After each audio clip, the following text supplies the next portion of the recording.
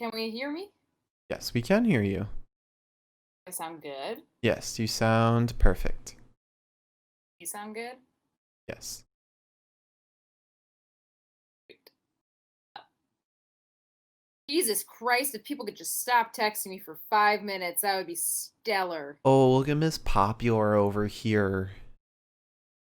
You sound like you are calling me from a Motorola Razr from like the year 2005, but I'm just accepting it because I assume that that's my AirPods, not you. Was it like that before we went live? Oh, that's I weird. mean, I also didn't have headphones in before we went live, so. Okay. Well, news? Oh, we No, didn't introduce no. the podcast. There was no intro. It's not even like I'm getting a ton of texts. I'm getting a bunch of texts to one group chat.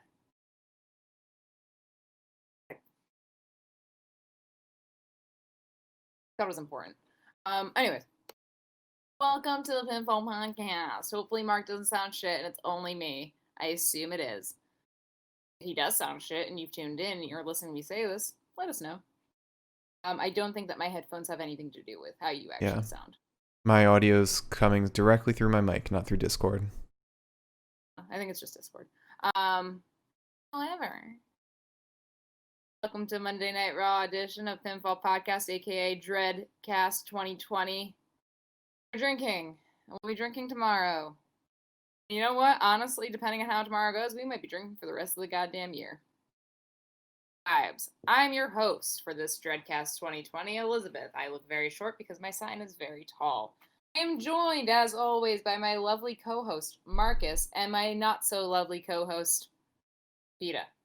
She is that black lump in the background.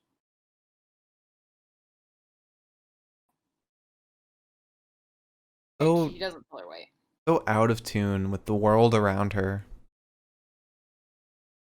Good job. Freeloader. This was an okay Raw. It could have been worse. Got many things that I wanted and many things that I didn't want. Notes. I'm also incredibly hungry. I wasn't hungry at all until we started doing this, and now I'm like ravenous. Which isn't gonna be good.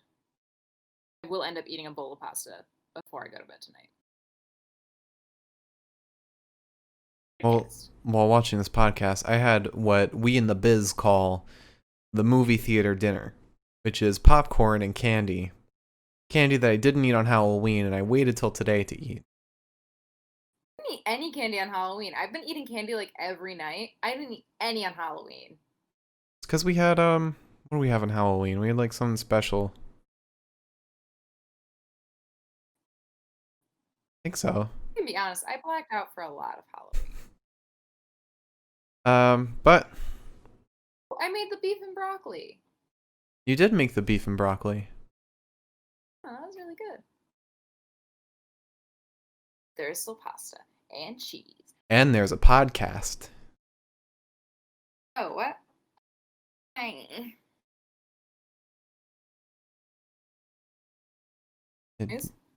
Yeah. I also have a headache. Liz is just gonna saunter her way through this, what's gonna be a 3-hour long podcast because it's Raw. I'm famished.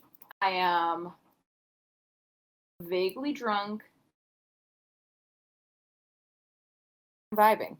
Also, I'm testing out this outfit for a meeting tomorrow. I'm gonna have to be real careful if I return at any point. It's like, hello, buy stuff. Alright, so news. A lot of shit going on. Actually, not that much shit. I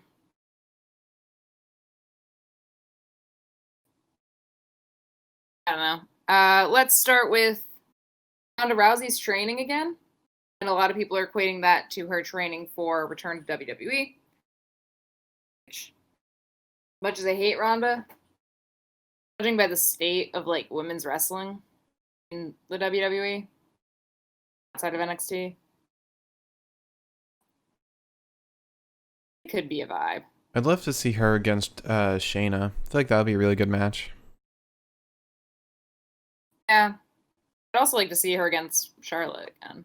Yeah, I'd love to see Charlotte again. Oh, who? Catwoman. There's so much. I don't know if she's ever coming back, honestly, at this point. Like, she got caught up in too many photo shoots and she's just, like, wrestling. Her and What Andrade. now? That's why Andrade wasn't drafted. Andrade got part of those photo shoots and he was like, this is really fun. I have a big piece of news. If it has anything to do with Kylie Ray, I want to give it. Oh, okay, because I was going to read the full thing. Well, let me introduce it and then Okay. I was going to save that for last. The WWE Thunderdome banned list was revealed. These are all the things that you cannot do in the Thunderdome on the screens. I'm turning my phone on to do not disturb if I get another fucking notification. I'm also PMSing, and like anytime someone texts me, my brain just explodes. I don't know why. But I said I need to load this up. The list of things that you are not allowed to say in the Thunderdome on a sign, I assume, because no one actually knows what you're saying in the Thunderdome.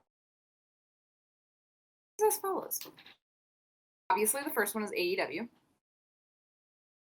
The next one is Impact. After that it is New Japan Pro Wrestling. Which is weird because I kind of have like a thing with New Japan. New Japan's always been kind of seen. I don't know how it is nowadays, but I know New Japan was always seen as like a sister brand in a way. Mm-hmm.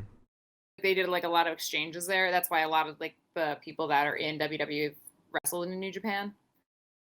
Enzo Amore. That just makes me laugh. Marty Scurll, which is understandable. Young Bucks, which is even more understandable as of lately. Chris Benoit. CM Punk. Jim Cornette.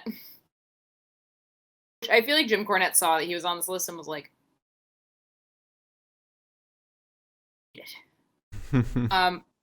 Alberto Del Rio, and then the last one, shockingly. Ryback. That was really quiet. What'd you say? Oh, really? Yeah. Ryback is the last one on that list. Am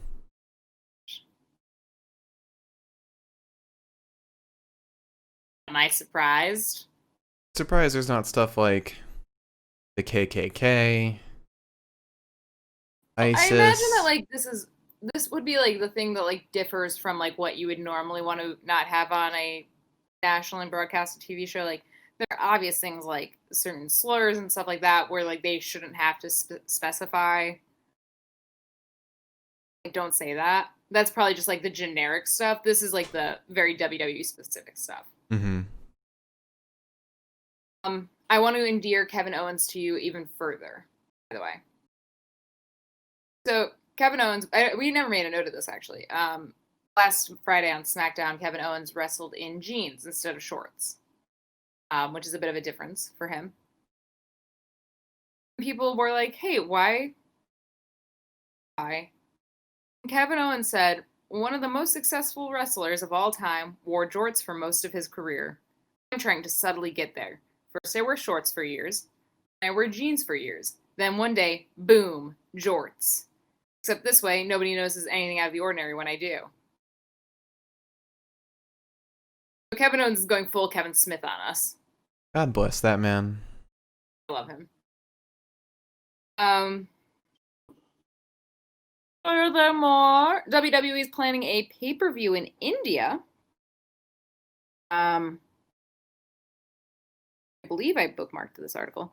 But they're planning it for 2021. They're not planning it next week or anything.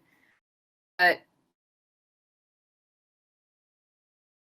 I don't want to sound like a bad person when I say this, but I'm wondering if maybe I guess I say this because the picture that they used on Wrestle Talk for the headline, I guess, was of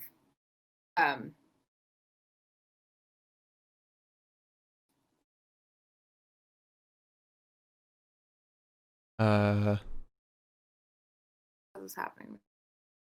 dig deep in there. Dig deep. You'll find it. I'm gonna feel like a fucking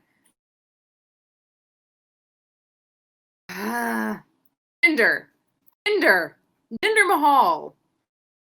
The picture that they used for the headline was Jinder Mahal. I believe from a different pay-per-view in India or something. I don't know. I don't know why they would use it. It looked like he was just with some nice ladies. So I'm wondering if maybe like, because you know how they are with Mansoor in Saudi Arabia. Mm-hmm. I'm wondering if maybe they're like 2021 and then Jinder and then it's like, aha, yay, you know? Yeah, I could see that. I mean, far be it from the WWE to pander. Also, every day that I live is another day that I wait for Jinder to come back. So I like to look for these little pockets of hope. Mm-hmm. Because as of lately, like he's my new Xavier Woods. Like he destroyed his body, and now we're just like, "Are you coming back?" And he's like, "Maybe." Not Becky Lynch. She's pregnant. There's a timeline. That's destroying her body. Shayna. While we share the same belief, she did actually, after a really long time, I don't think I ever talked about this. She finally posted a picture of herself, like, well, sort of. I saw Silhouette of her baby bump. Mm-hmm. But I think she's not supposed to be due until January or February. Which means she found out real fucking early and bit the fucking bullet by announcing it. Because I've been saying for a while, you know, you don't normally announce that stuff until like about 4 months in, because that's when it reaches its point of viability, more or less. Announcing it that early is horrifying.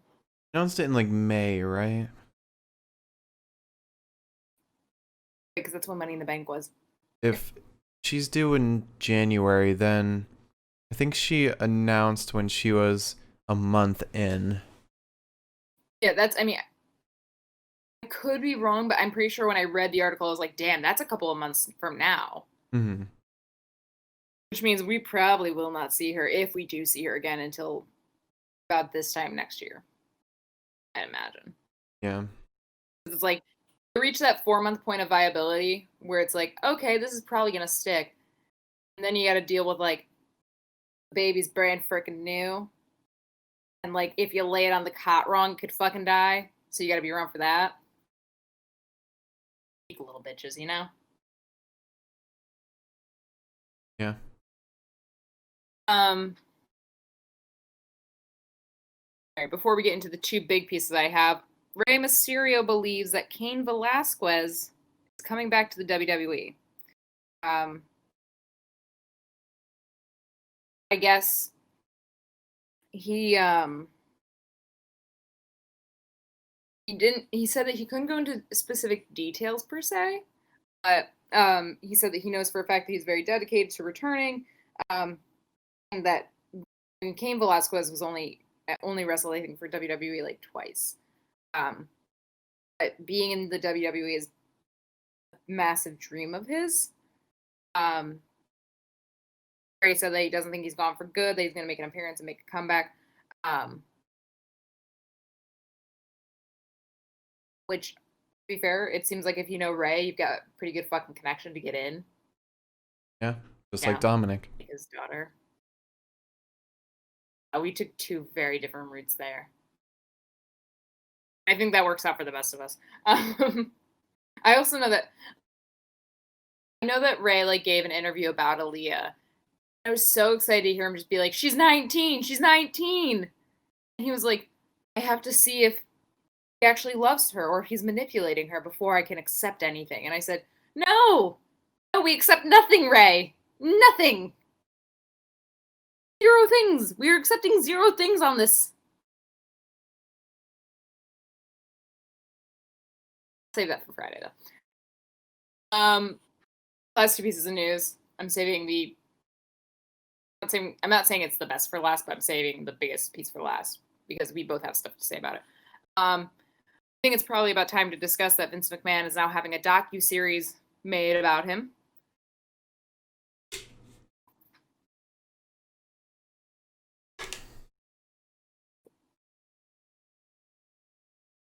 The AIs are ruining my life. Sorry. AIs? I don't want to say her name. I had to disconnect and reconnect these and like reset them up. And the only way for that to work last night when I was having all those issues with it was to enable Little Miss. Siri? And now.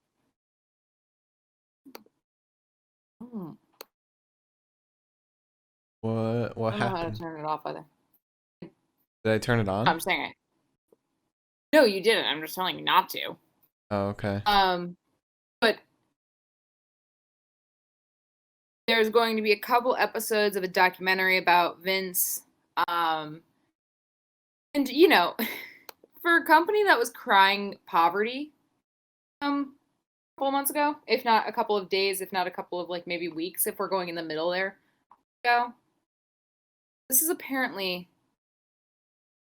according to Netflix, one of the biggest financial undertakings that they've brought on in a long, long time. Like, it could be the most expensive documentary that they've made. I think that's just how much Vince or how much money Vince is giving them to play it. I mean, that's fair. I feel like it's not smart to say like, oh yeah, it's gonna be so expensive. There we go. Killed the devil woman. Anyways, I feel like it's not in good taste to say, oh, it's gonna be really expensive after screaming and crying about ratings being the shitter. Mm-hmm. About money being drained, and that's why we've had to let go of so many wrestlers. Like, we just think before speaking.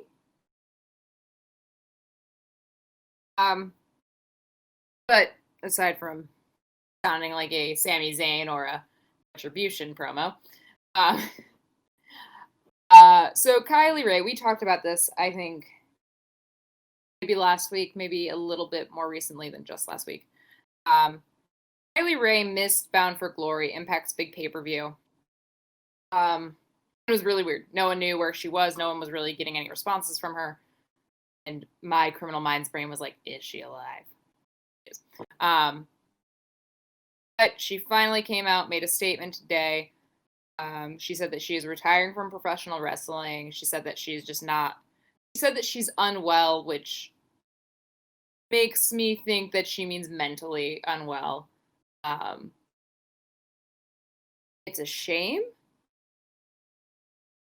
I'll let you talk about it for a little bit, but it is good to see that. I mean, there's a lot of people that are just saying really nice things about her, so it's good to see somebody just being like, you know, kind of fuck it. I need to take care of me first. And it's nice that she's able to do that on Impact, than feeling obligated to stick around and just drive herself into the ground like a different wrestling conglomerate that we might talk about very often, aka the WWE. Yeah, I mean, you basically just summed up the entire blurb that she said. But it's also vague. Like, there's nothing behind it, which I get it's her personal life, so there's nothing that we have any right to know. Right. So yeah. I mean, besides all that stuff you mentioned, it was just Patreon stuff that she mentioned in the blurb. So, yeah. I just think that, like, it sounds very much like because everyone I mean, she had a title match, I think, at Bound for Glory. So everyone really expected her to be there. I feel like for her to just suddenly be like, no, like, something had to have switched in her head. Like, she must have just had, like, just one morning woke up and been like, no, I can't. Like, Mm-hmm. And it's a shame. I mean, she was a really big name, I think, coming up through Impact. So it's a shame, but at the same time, it's like more of a shame for her to be doing this and just like wanting to fucking herself at any given moment. So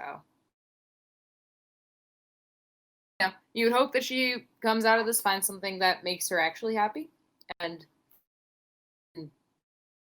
happily vibe through life. Yeah. This has not been an easy year for anybody, so kudos to you. Take that time, honey. Sit back. And now, as we reach the end of our news segment and Pepita's head has sunken lower into the bed, would you like to move on to the matches? He's just a huge black lump at this point. Not even any distinguishing features, just a lump. You could see some of the white before. It's gone now. A little lump of coal. Yeah. The matches and promos. Which makes sense because she's probably on the naughty list for Santa. Oh yeah, absolutely. That cat is Yeah, getting your nothing gifts. for Christmas. Did we get her a gift last year? I have no idea. I always worry. I don't think we... No, I got her the cat wine. But she and Mommy could have a drink together. You're one of those cliche cat moms. Cat lady. No. Living in the suburbs. We were so worried about her. I don't know if we actually got her like any fun gifts. I don't think so. Gotta go double this year. Because you know how into toys she is. And how much she loves playing with anything that we've ever gotten her. Sweet cat. You know, at least we spent all that money on the cat tower and she sure loves that, so. True. Little things. It says. Anyways, would you like to start with the first promo of the night? Yeah, and this one is a doozy. So Randy starts talking in the ring. And he talks about how he used to be the Legend Killer. And then he won the WWE title, making him a 14-time WWE champion. And that no longer is he a Legend Killer, but rather he is now a legend. And he dares whoever to come out and challenge him. Like he's begging for a challenger right now. And little old Alexa Bliss comes out.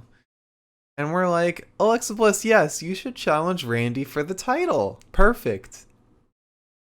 But What we wanted. she's just, I forget everything she says, but she basically just mentions like that the Fiend's coming, the Fiend's here. She does the whole, what is it, the play or pain thing on her hands, like play and pain. She just goes. And I think we hear the Fiend like music, like screeching, but we don't see him at all. Rather, we see Drew McIntyre come and claymore Randy's face in, knocking him square on the ground, and Drew walks out, but then in runs The Miz and Morrison with their Money in the Bank briefcase. The Miz tries to cash it in. Mike Rome's announcing that The Miz is cashing in, but then Drew just comes in and beats the hell out of both of them. And not allowing the cash in. And I think this is just Drew wanting to be the one to take the title from Randy. And yeah. I think it's a pride thing at this point. Think so? I mean, Drew kind of confirms that later, but that's how I felt when I was watching it. It was like, Drew was like, no, he took it from me, and therefore I'm getting it back from him. And I said, I I don't know if that's how they're writing this storyline, Andrew. That's how Drew's writing the story. You know what? At this point, Drew might be writing this story. It turns out Vince McMahon is dead and Drew McIntyre has just been running the company this whole time. But nobody The knows. weekend at Birdieing him. Yeah. I mean, that's probably in Vince's will, if anything else. Yeah. Considering how much he loves Drew, and he's just like, "That's my son," and Shane's just sitting there like. In his will, it says, "I want to transfer ownership of the WWE to my son," in parentheses, Drew McIntyre. And then partially to Stephanie. Stephanie did get new responsibilities, so I think Vince is like, "Bye." Oh. Which, to be fair, good. Yeah, I can only hope. I mean, what does he even want to do now? Because, like, he doesn't like appearing on camera anymore. Because he looks like he's dead. And, like, I doubt he wants to take control so much of the storyline aspects. That's why he's passed a lot of the leadership abilities to, or responsibilities to, like, Daniel Bryan, Stephanie, I think a bit of Paul Heyman. At this point, I think it's just Stephanie did get more responsibilities going into the company. I think he's just slowly offloading the whole fucking thing onto her shoulders. Right. And then from there, it'll be partially put onto Triple H. I don't think he shouldn't. I don't think he trusts the company in Shane's hands whatsoever. And I don't really know that Shane wants it. Yeah. I think Shane just wants to have fun. Yeah, I don't think that Shane could handle that kind of responsibility. Shane is if like the WWE wrote like the fuck up son, it would be Shane. Except I think Shane really enjoys it. It used to be Hornswoggle. Now it's Shane. Someone had to take his place. I miss Hornswoggle. So I crossed my legs a little too tightly and now my other hip hurts. I feel like the oldest man in the world. How old are you? Like 60, 70? As I like to say, my bones are a 75-year-old man's, my body is a young lady. After that, we have a promo with The Miz and Morrison, where they're asked about what happened, and The Miz confirms that the contract was not cashed in. And you know what? I just want to quickly say, I like the contract in The Miz's hands more than Otis. He already tried to cash it in once. Yeah. That's enough for me. Oh, that shit's been sitting in Otis's hands for 7 months. No, 5 months. And I think the problem with Otis is that it's like, I think that they did have a plan for him, especially with Braun, because it looked like they did. And then everything got really fucked up because Roman and Jay and all this shit that was happening in between with the Fiend, and they like, it seemed like one writer wrote the idea for Otis and Braun, and then another writer came in like during their weekly meeting and was like, "How about this one, Braun versus the Fiend?" And they were like, "Fuck, amazing! We keep going with this one instead." That person had like coke dripping out of their nose, like it was Shane. It was Shane, yeah. I know that they were doing Fiend beforehand. I think that they got such good reception at Money in the Bank that they were like, "This could be good. Let's hang on to it." And then they thought of a fight in the swamp, and they were like, "Fuck Otis," and it just fell apart in his hands, and that sucks because like Otis did kind of come across the contract not on purpose, but like it sucks to be like, "Oh, we might have a plan for you," and then they're like, no, dead end, bye. Yeah, and now Otis is being completely fucked over because now he's lost the contract, he's out of his tag team, and he's basically being buried right now. He looks like shit too. Tucky looks like shit. We'll talk about that later, but like, my God. But Miz and Morrison are backstage talking to Charlie, and the Miz is going on a rant while John Morrison, at the end of every one of the Miz's sentences, says "fact." And the best way to sum up what the Miz is saying is that the person who needs to get involved will get involved.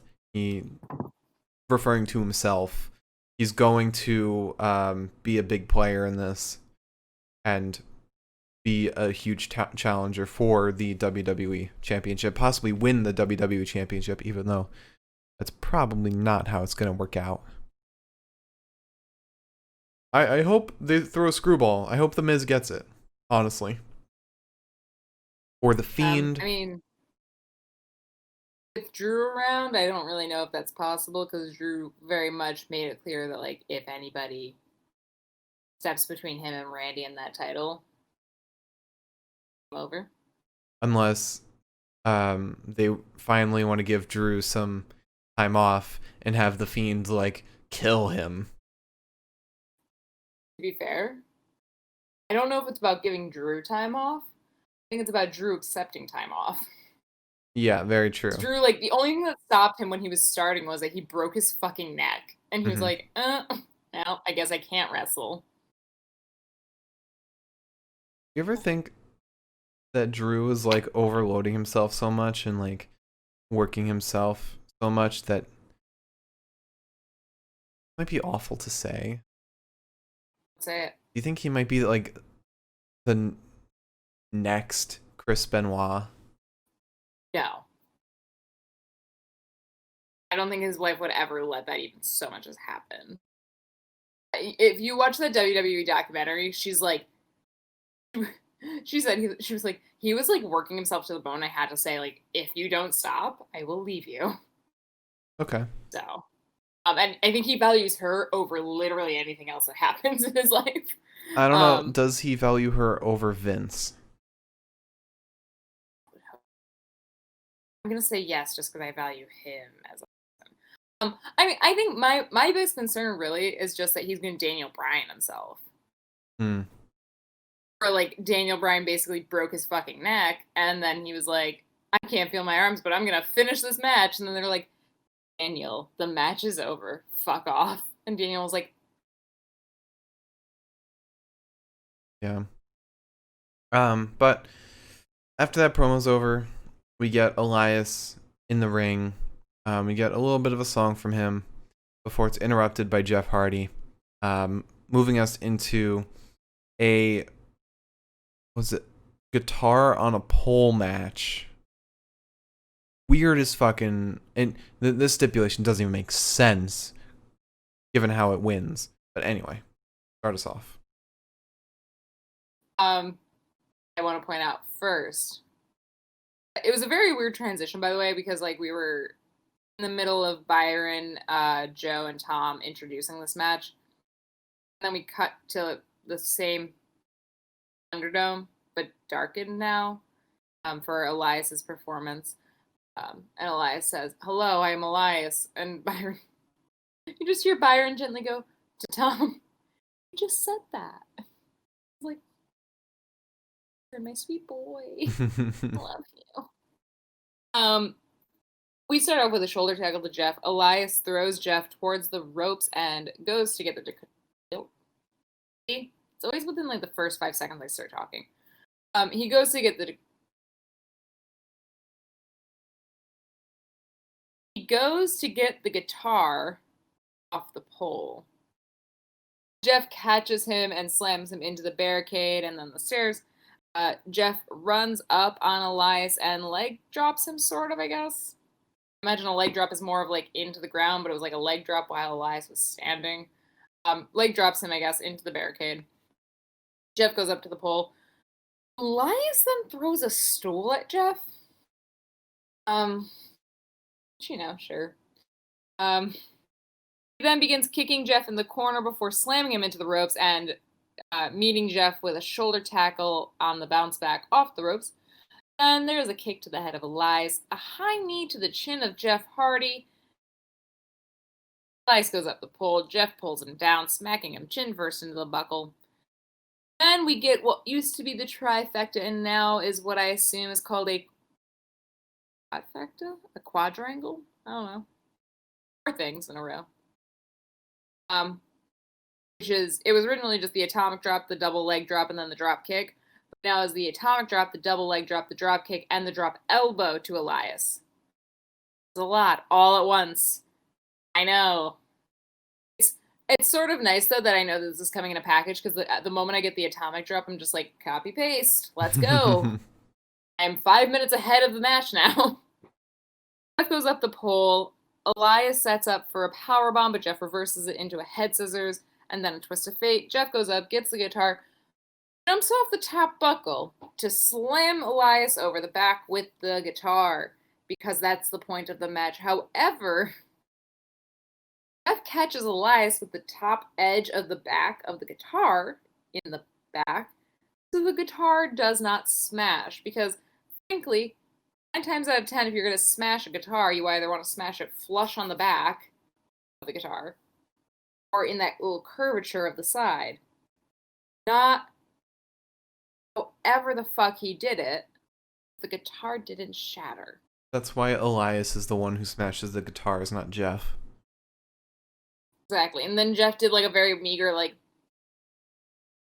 before walking off. And I was like... And then smashing the guitar on the pole. Right. Sorry, I forgot that he smashed the guitar because he was like, this was supposed to break. Fuck. Oh, God. I thought the whole stipulation was first person to smash the guitar over the person's back. Fine. Decent stipulation. Guitar didn't smash, so I could see that have gone a little longer. But then Jeff Hardy goes for the pin. Why would you need to go for a pin? Because what if Elias kicked out?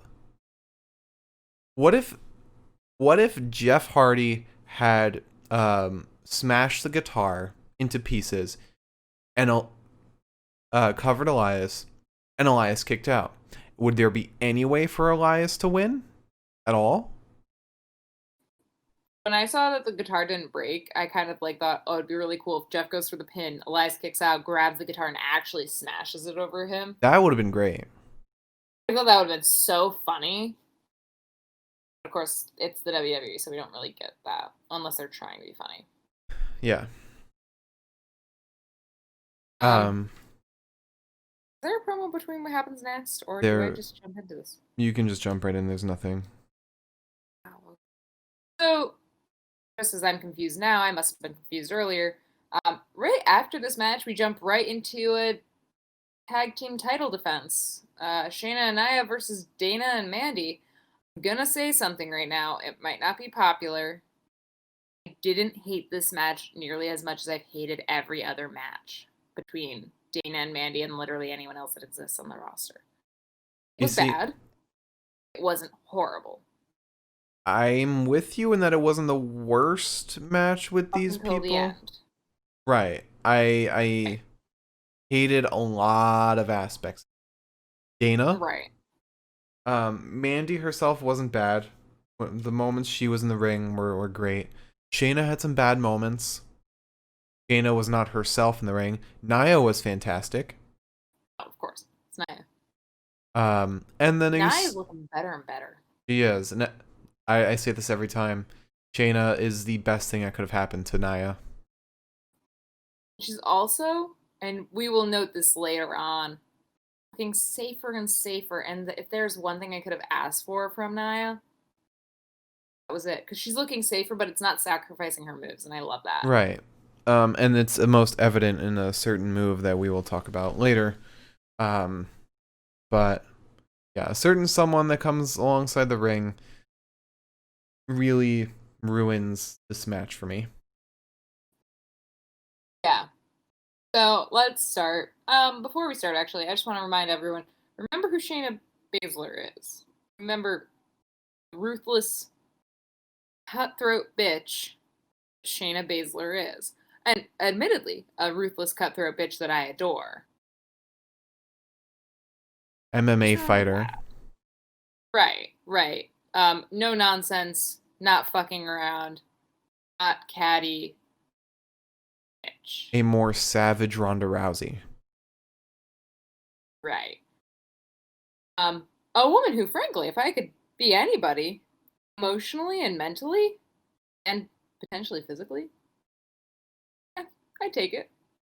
So just remember who she is, because we've all seen her wrestle. She's done a lot of shit where I had to sit back and be like, I need therapy. Mm-hmm. Anyways. So match doesn't even start before Lana comes out. I guess to observe. Because technically this is the entire Raw not tag team, 5-on-5 team. So, mind you, Raw's announced their entire team, and SmackDown has announced one lady. Mm-hmm. Fingers are crossed that they don't just reverse me here and say, and here's the other ladies. Anyways, bye. I mean, they have no choice. They have like 4 other women that can wrestle. Anyways, let's talk about that on Friday when I'm actually disappointed. Mm-hmm. Now I'll live in ignorant bliss, which is how I'm dealing with the rest of the first half of this week. So Dana and Nia start out. Nia just slams Dana into the canvas. Oh my god, my battery's about to die. Hang on, folks. Kids, kiddos. Mama doesn't have her glasses on. She can't see where the charger is. Let's try this. There we go. All right. Nia just slams Dana backwards into the canvas. She lifts her, but Dana gets a bit of a chokehold on Nia, kind of clawing her back. Nia slams her into the corner to get the release. Mandy gets in. There's a dropkick to Nia from Mandy, and then an octopus submission hold on Nia. Nia lifts Mandy, but can't quite get the right grip on her body, I guess, to I assume set up for the Simone drop. Dana sneaks in, knocks Nia's kind of dead legs her, I guess. Which, if you were Jeff Hardy, that means that you're in a brace for the next 14 years of your life. But anyways, it's Nia, so that didn't happen. Mandy then basically knees Nia in the fucking noggin. Shayna then comes in, breaks the cover. There's a team suplex on Shayna for Mandy and Dana. Shayna goes for the wrist lock on Mandy. Again, she can't quite get the right grip. It's like Mandy's covered in fucking baby oil. Ends up just slamming her backwards in what kind of looked like a suplex. Shayna then looks over and sees Lana and yells at her. Which just, for somebody who's always zeroed in on the kill, very weird. She's not catty. But this isn't even the worst moment of it. There's a clothesline and then a kick to the neck of Shayna. Shayna does the goofiest little fucking run up to the corner. It looked like a comic, a cartoon, fucking robber escaping the scene, just But then there's a bulldog to Shayna. Nia tries to break up the cover, but Mandy takes her out. Shayna goes for the Kirifuda clutch, but Dana rolls her up. Shayna is then thrown from the ring, and this is when it all really starts falling apart. She's thrown from the ring and is distracted by Lana, who kind of ducked down on the apron a bit, and grabs her and starts screaming at her, which sets her up for a drop kick from Dana. It's just not Shayna. That's not something Shayna does. Shayna doesn't get involved in petty bullshit. Shayna just stomps your elbow until you're out for the next 14 months. You know what I could see have happened here? I think the person in place of Nia, or in place of Shayna for this, was supposed to be Nia. But she took a nasty knee from Mandy towards the beginning of the match, and I think she took a bad hit in addition to that. So she might have just been out for the rest of the match, kind of on the sidelines, because we don't really see her again in the ring at all. And so Shayna had to step in, because all that stuff Shayna did with Lana, I could see Nia doing that. I could easily see her being the one in that position. I guess that's true. That would take a lot of quick reaction time, but I mean, the best wrestlers do have that. Yeah. I mean, that was the story I just told you about Chris Jericho with Neville, when Neville broke his fucking ankle and Chris was like, well, fuck, and just pushed Charles Robinson to DQ the match. You can see Charles's face too. He was like, fuck. Yeah, I mean, Um, wrestlers are great improv artists. That's like their whole thing. yeah. I mean, that's a fair point. It was very much more a Nia move than a Shayna move. Mm-hmm. So I'm gonna go with you on this. I'm gonna believe that that is what was meant to happen because I really hope that they're not gonna write Shayna's character to do some shit like this in the future because I don't. Yeah. However, Shayna then gets back in. She tries to get the Kirifuda clutch locked in. But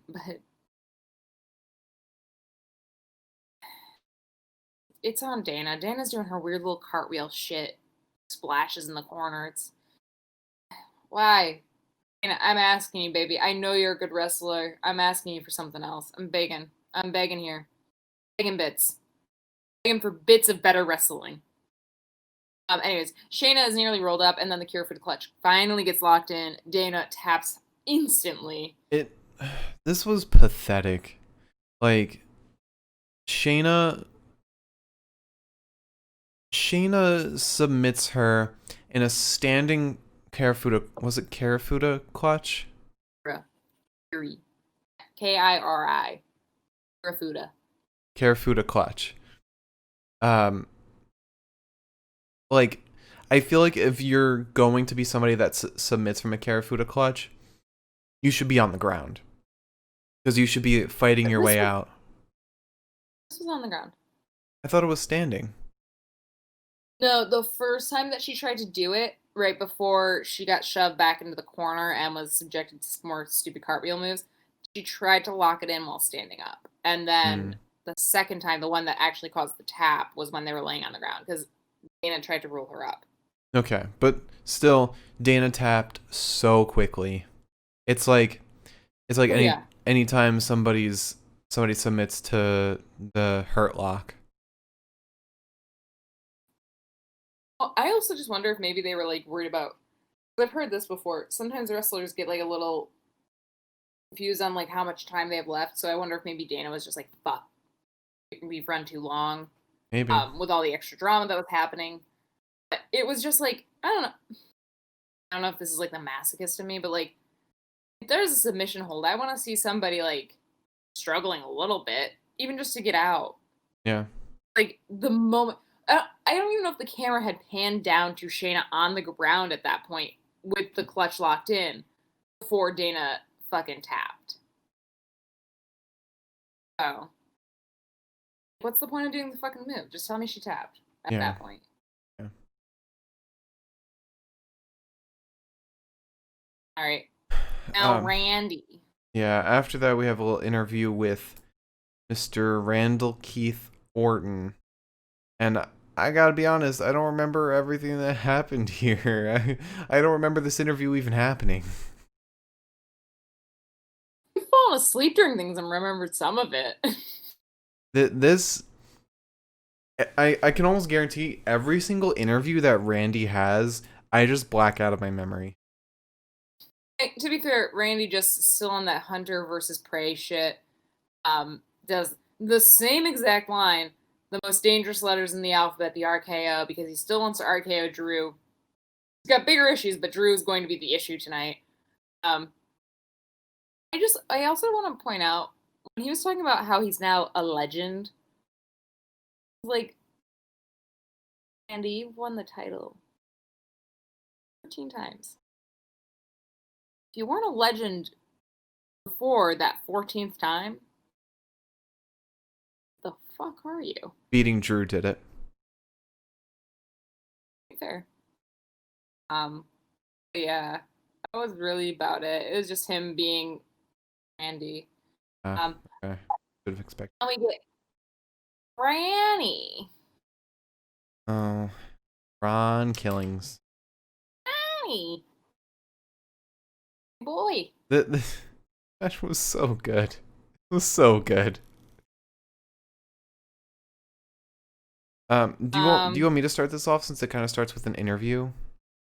Yeah, go with because I didn't highlight any of this because it was a very quick match. So, I think it was Mackenzie is interviewing R-Truth in the ring, and she asked him, "So R-Truth, how do you feel about your match right now against Bobby Lashley? Like, are you prepared? And he said, what? No, no, no. I'm here to meet Bobby Flay. Or did he say Bobby Flay or something else? I couldn't actually understand the last name he was saying. We'll say Hoping it was Bobby Flay. We'll say it's Bobby Flay, and he brought his water bottle with him to get it signed. And then the Hurt Business, or no, not all the Hurt Business, just MVP and Bobby come out for Bobby to fight R-Truth, Mr. Ron. Ronnie.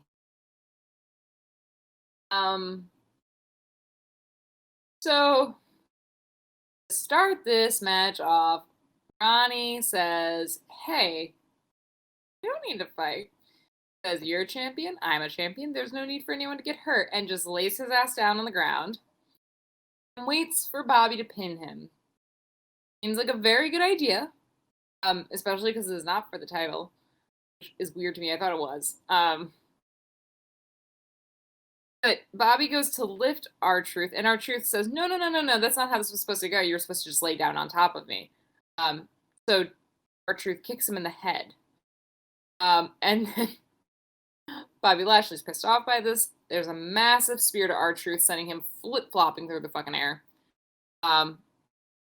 Bobby does the full Lashley, the Hurt Lock. I don't know if I maybe like imagine it being called the full Lashley, but I know it was. I think they only called it the Hurt Lock once he started getting involved with the Hurt LLC. Makes sense. But I'm gonna continue to call it the full Lashley. R-Truth is dead at this point. The bell rings, and Gulak comes out, pin, because he wants that fucking 24/7 title. But Lashley just immediately drops his ass before then putting the full Lashley on him.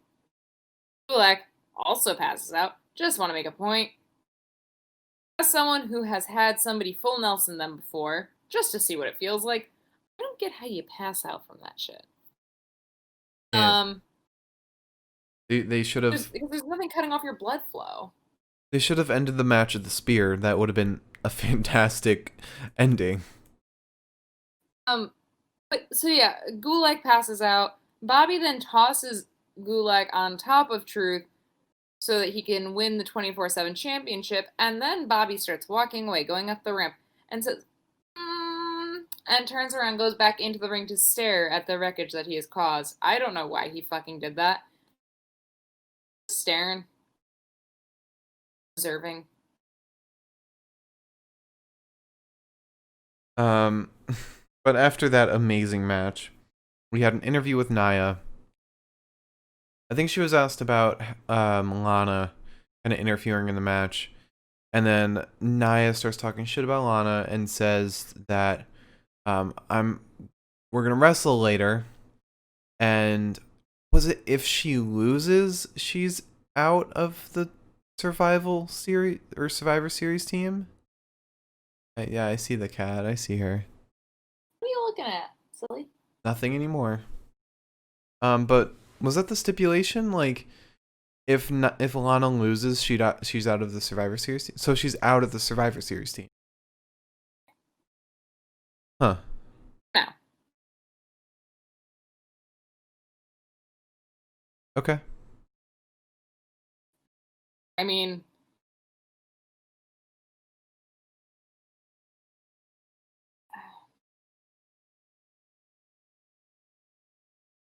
I think Nia was just mad she didn't get to put Lana through a table on site, so fair enough. Also, you're missing a very good promo. Oh no, I know. I was just waiting till we're done with that one. So we had AJ Styles come out the ring with Jordan, his bodyguard. And he starts talking. Huh? Or father. Father, yeah. AJ's father. I'm pretty sure AJ's older than him, actually. I'm sure he is. AJ starts talking about, that he should be the person, like the leader of the team, of the Survivor Series team, and that he's introducing the team out so far. He introduces Sheamus, who looks incredibly confused the entire time during the entire walkout, through the entire promo. Because to Sheamus, if you're not fighting, what are you doing? And then he introduces Keith Lee, who still doesn't have his music changed. Also looks confused. Yeah, just as confused. Not as confused as Sheamus. But they both come out, and AJ continues talking about how he should be the leader and, expected stuff. I fully expected Shane McMahon to come out with Dabba-Kato and say, hey, I should be the captain of this team because this is my brand. And they would have a match between Dabba-Kato and Jordan. It's kind of like dogfighting.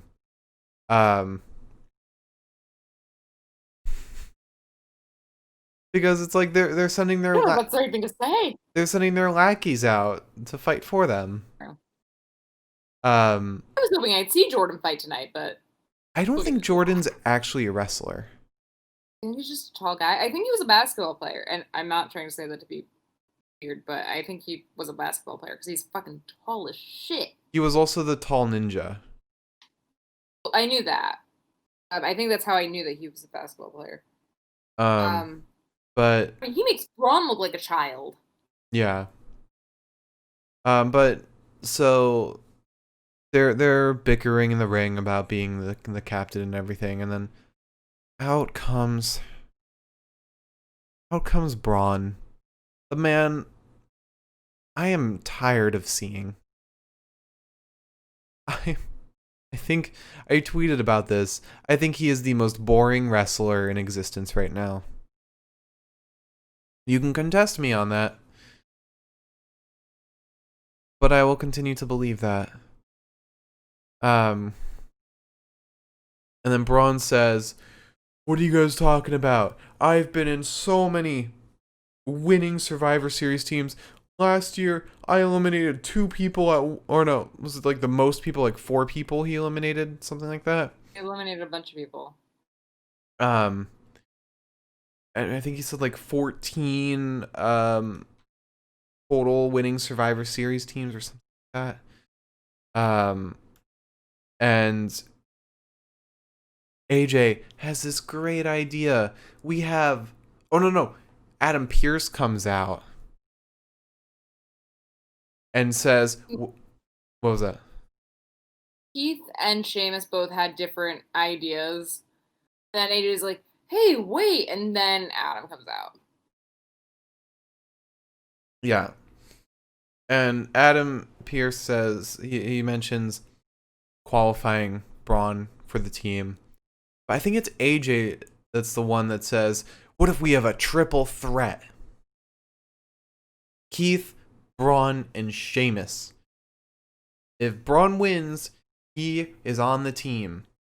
I don't think there was a stipulation for Sheamus or Keith. Yeah. And then we get into the match.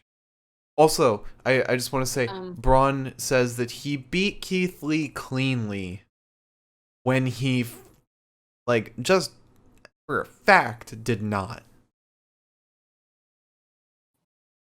And Keith Lee says, hold the hell on. He said, not in the bluest of blue hells did you do that. Also, very important to know, Sheamus calls Jordan Lurch, and I said, Sheamus, Halloween's over. Stop that. So Jordan did play basketball for USF and MSU. However, one thing I learned, he was actually a pretty successful-ish. I mean, he hasn't been wrestling that long, but his first tag match was with fellow recruits Denzel Dejournette, who we've seen as enhancement talent, I think, against Sheamus. Yeah. And Hootie Miles, aka Shantae. Dante. And in that first tag team match, guess who they lost to? I do want to take a legit guess here. Sheamus and AJ. This is an NXT. Oh, Everrise.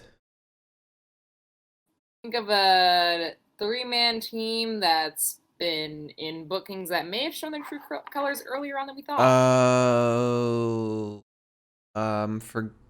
Forgotten Angels. Fallen Angels. Yeah, whichever you want to call them. But yeah. Good Omens. That was their first tag team loss. I read that and I was like, okay. Ooh. Anyways, let's get into the match that proves Sheamus is not a team player, and I respect him for it. I don't. Stupid. I have never in my entire life felt so seen by the WWE until tonight. This was starting with this. This was the worst match I've seen today, purely because of just concept. I loved it. I loved how Sheamus was just like, his only goal was decimation. That was it. He didn't care who it was, as long as he got a hit in. I'm just so mad because in order to qualify Braun, you have to make one of your already qualifying teammates, one of which is a former world champion and veteran, and the other recently former NXT champion. You have to make one of them look like a bitch.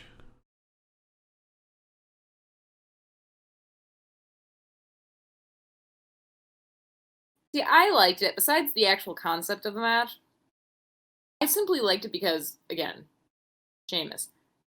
Is this really the time to clean our paws? We've had so much time today.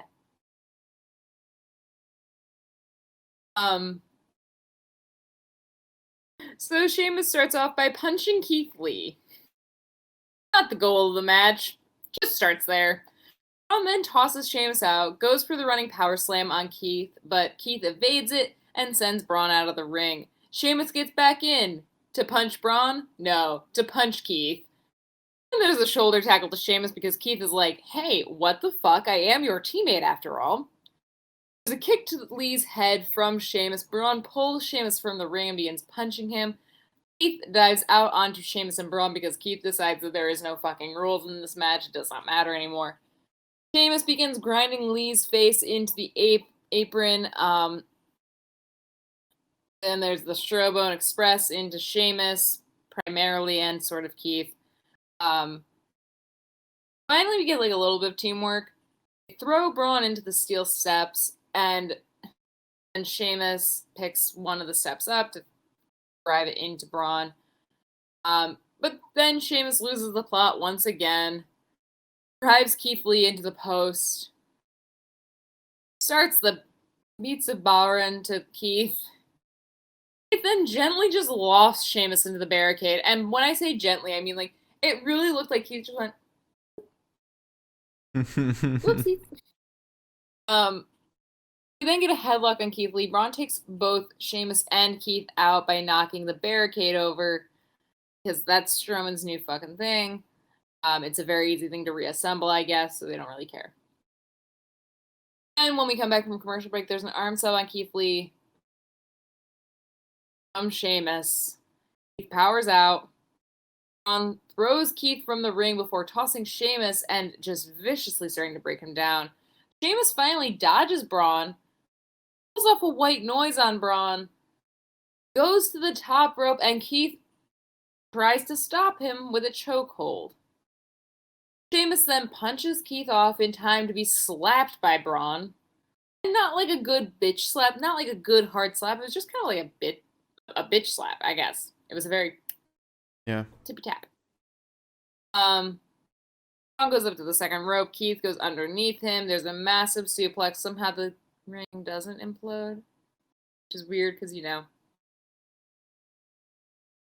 it's a lot of big men in the ring, and it imploded with Braun and Roman, so why not? No, it imploded with Braun and Bray. Oh, yeah, you're right, because Roman finally came out after that. Yeah. But either way, still two big men. If you're telling me that Keith doesn't have the same amount of body mass, I have to not believe you. Anyways, Braun goes to kind of try to pull off another low blow on Keith Lee like we saw last week. Keith Lee says no, and running power slams, aka Puma tackles Strowman. Sheamus then trips Braun out of the ring, stuns Lee against the top rope, then shoulder jabs him kind of off the top rope. Like he was like over the rope and just goes, bleh, like that. And there's a standing belly to belly from Keith and a hard knee to Keith Lee's chin. Sheamus just refuses to stop trying to pin Keith.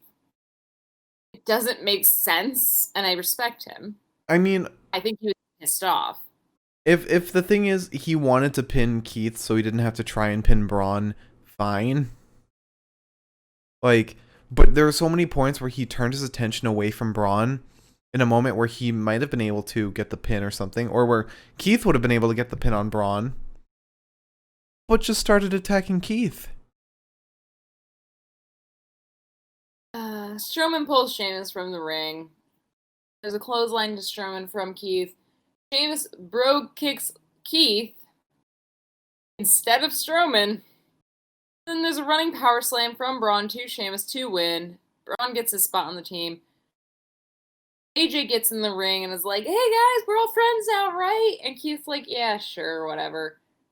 Sheamus, kind of comes around and says, yeah, you know what, fine. Hugs him. And then Brogue kicks him out of the ring. Keith throws Sheamus out of the ring. AJ throws Keith out of the ring. AJ realizes, oh my god, I've created a monster of a team. And not in a good way. I just cannot get over the fact that Sheamus was like, yeah, sure, bring it in, buddy. Bring it in. And then brogued him out of the fucking ring. Sheamus! No!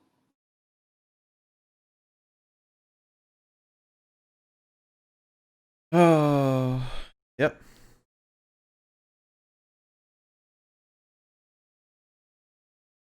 So, after that, we had the weirdest promo of the night.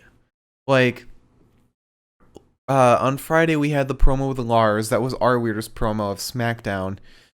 Now they're trying to one-up it by giving... If Angel Garza wants to fuck someone? He wants to fuck the audience.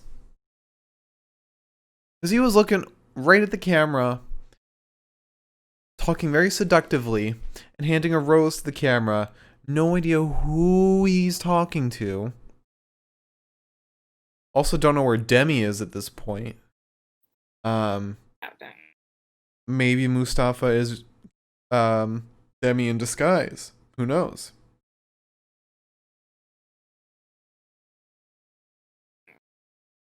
I think that this was just their way of introducing a bit of a feud between him and Andrade when Andrade is ready to come back. Mm-hmm.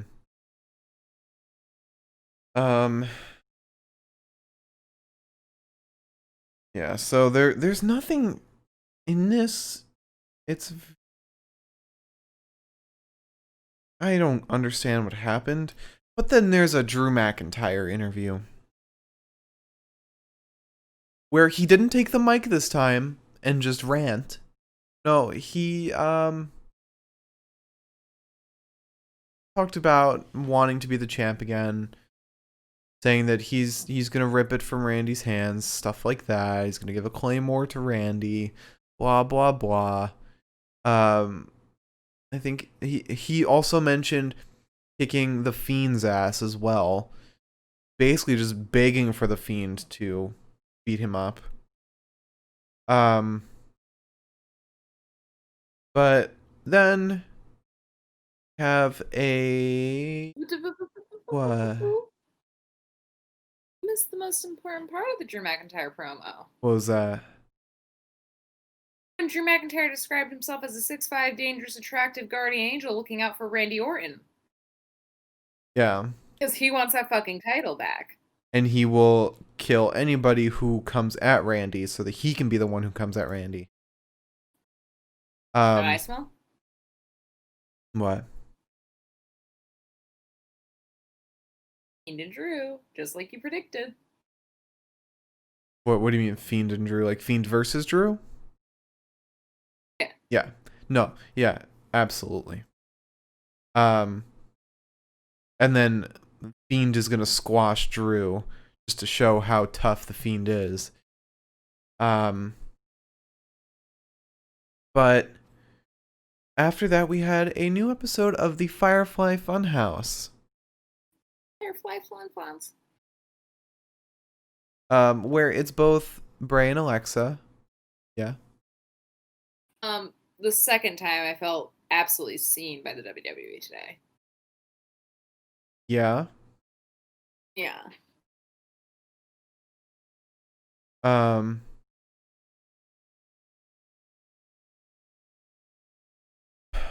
Also, I want to mention one quick thing about the Nia Lana thing. Apparently there was no stipulation for that match. Nia just said Lana has until the end of the night to quit Team Raw or she will end her career. Right. And she never quit the team? So I guess her career's over? It had nothing to do with the match. A lot of question marks. But going back to Firefly Funhouse, they have a swear jar. For some reason, Ramblin' Rabbit's putting money in the swear jar. There's a $5 bill in that fucking thing. I think I know who did it. It's Sister Abigail. No, it was Wobbler and Walrus. I just feel like Sister Abigail does not like the additional female presence in the Firefly Funhouse. She got very snippy today. She got snippy last week too, and you know what? Frankly, all of that. Like a cat. But we had them in Firefly Funhouse, and this wasn't a super interesting one. It was more so talking about Randy, and they mentioned they asked the whole most dangerous 3 letters in sports entertainment, and then the pig says PIG, and then they said, "No, you moron. It's RKO." And then Bray said, "I totally have forgiven and forgotten everything that's happened with Randy." Meanwhile, he gets Vietnam flashbacks of the house burning down and Randy posing in front of it. The moment Bray was like, I've totally gotten over it, and then we had all those flashbacks, I was like, is that Elizabeth? Did we read this story about Elizabeth today? Because if that's anybody, that's my ass anytime I've ever said, no, I've gotten over it. Yeah, and then Sister Abigail swears. And Alexa Bliss says she's learned something new. And I think she dips her head down, comes back up, and she has contacts in her eyes, and then starts spewing blood.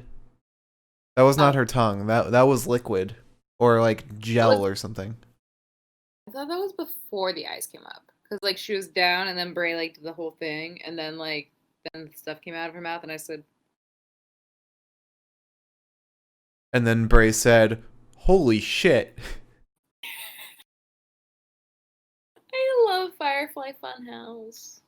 And yeah, that's yeah. I was gonna say, I love the logic that Bray also has a painting of the Wyatt family home being set on fire. Oh, he has pictures and paintings of everything he hates. He had a picture of Braun up for the longest time, and Kane. Well, I think Daniel Bryan too. Death too. Death. Death. But we'll probably see one of Drew on there.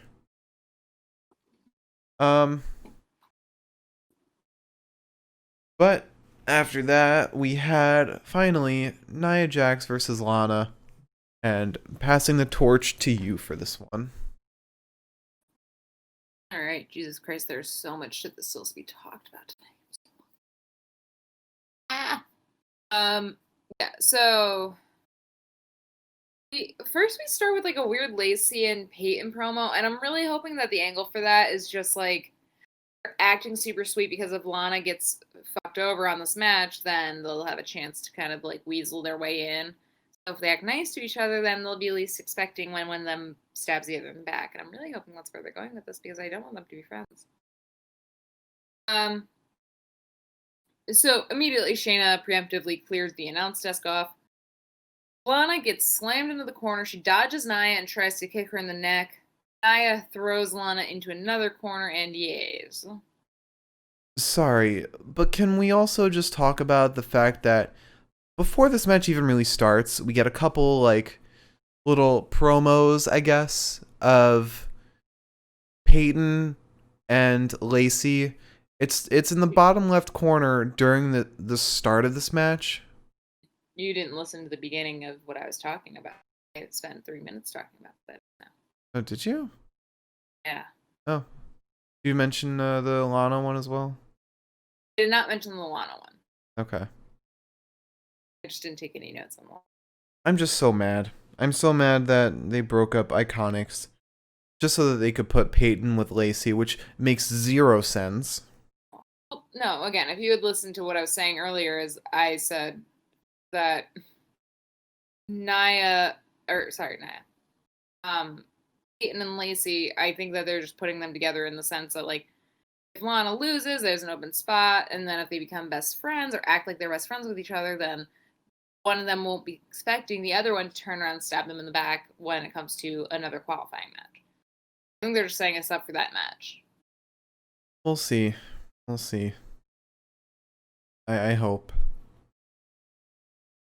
So Nia throws Lana into another corner and begins yelling at her. Nia runs into the buckle when Lana dodges her, and then there's a hard kick to Nia's head before Nia just slams Lacey to the ground. Not Lacey, Lana. There's a really lazy cover before Nia lifts Lana by her ponytail, not even waiting for the count to be up or Lana to kick out. She begins headbutting Lana. Shayna's just having the time of her fucking life on the ringside. There's a power slam to Lana, a Samoan drop. Just kind of ends it all for her. Shayna then throws Lana from the ring. Oh, that's not true. Nia throws Lana from the ring. After Lana counted out. Nia pins her. She's taken from the ring. Oh, I remember what happened though. We're pinned. Nia and Shayna are walking away, and I'm like, am I not getting what I want tonight? And then Nia says, nah. And she stops Shayna. They turn around.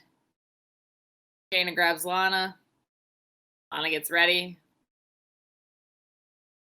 He slung over Nia's fucking shoulders and just Samoan drops in that fucking table for the 7th time. It's been a month and a half now, boys. And here's something that I noticed that I really appreciate about Nia now. When Nia has Lana ready for the Samoan drop into the table, Nia tucks Lana's head in, and then drops her, so none of the impact hits her head. And Nia is like, she used to be notoriously a very unsafe wrestler, you know, giving Kyrie a couple injuries. But it's good to see that she's kind of been improving her safety, and I think a lot of that can be credited to Shayna. But it's really nice to see, and this is my favorite tradition on Raw. I think 6 times now it's happened. 7. 7.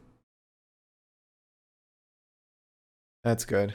That's that primo raw shit right there. But after that, we had a little promo, a short little promo with R-Truth. Where he's all hurt. He's got the neck brace on. He's all sad. R-Truth has not been having a good day. You know, had the belt stolen from him after being knocked out. And then he's walking backstage, and his day is just made a lot worse. He runs into the Hurt Business, who say, MVP says, "Hey, Truth, you doing all right? You want anything?" And R-Truth is just like, "Nope, I'm getting the hell out of here."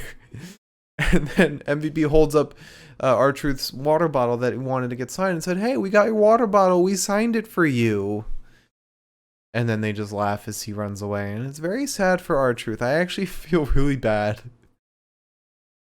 But things are turned around a bit when we get the VIP lounge with all of Hurt Business as a special guest. Because the VIP lounge is for the best. And Bobby Lashley is the best. Not so much Shelton and Cedric according to MVP, but just Bobby.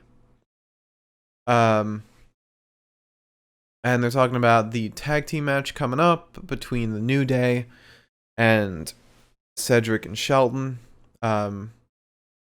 saying that they'll be the new tag team champions. But then the New Day comes out, and a whole ton of shit talking happens. Whole lot of banter, and it's great. I won't be able to bring up everything, but I know they talk about how many titles the New Day has. Talk about how they've had, I think, like 9 or 10 tag team titles now. US Championship, Intercontinental Championship, and Kofi's WWE Championship.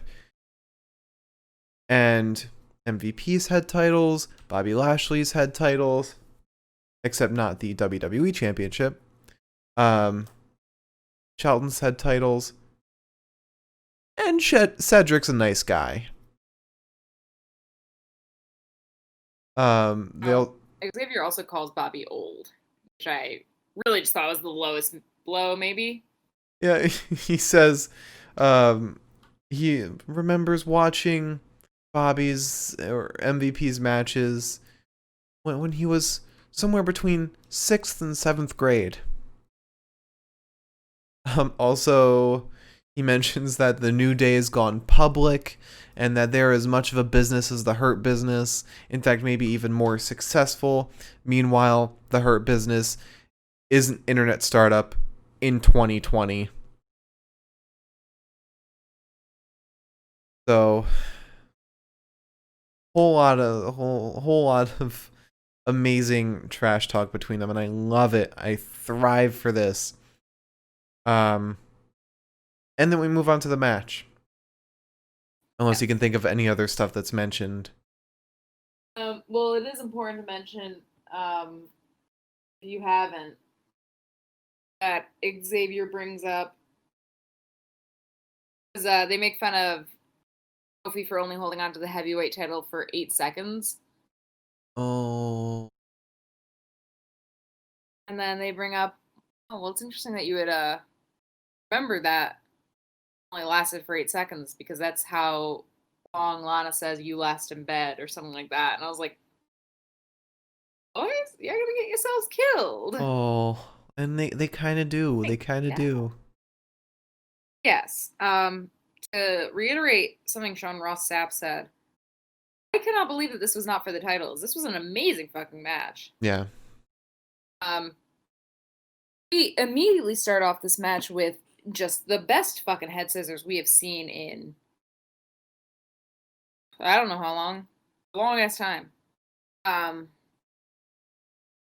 Then Xavier gets Cedric in his arms and lifts him up just like Bobby Lashley would do, while screaming, "Bob! Bob!" the entire time. Kofi then gets in. There's a New Day team kick to the back of the head of Cedric. Shelton gets in against Kofi. There's a waist lock on Shelton that's immediately broken up with an elbow to Kofi's head.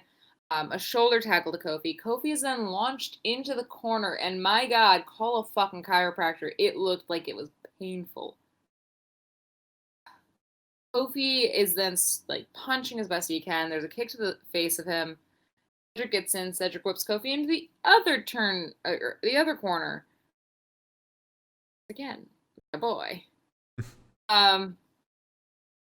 There's a backstabber, and Kofi lands on his feet and begins twerking.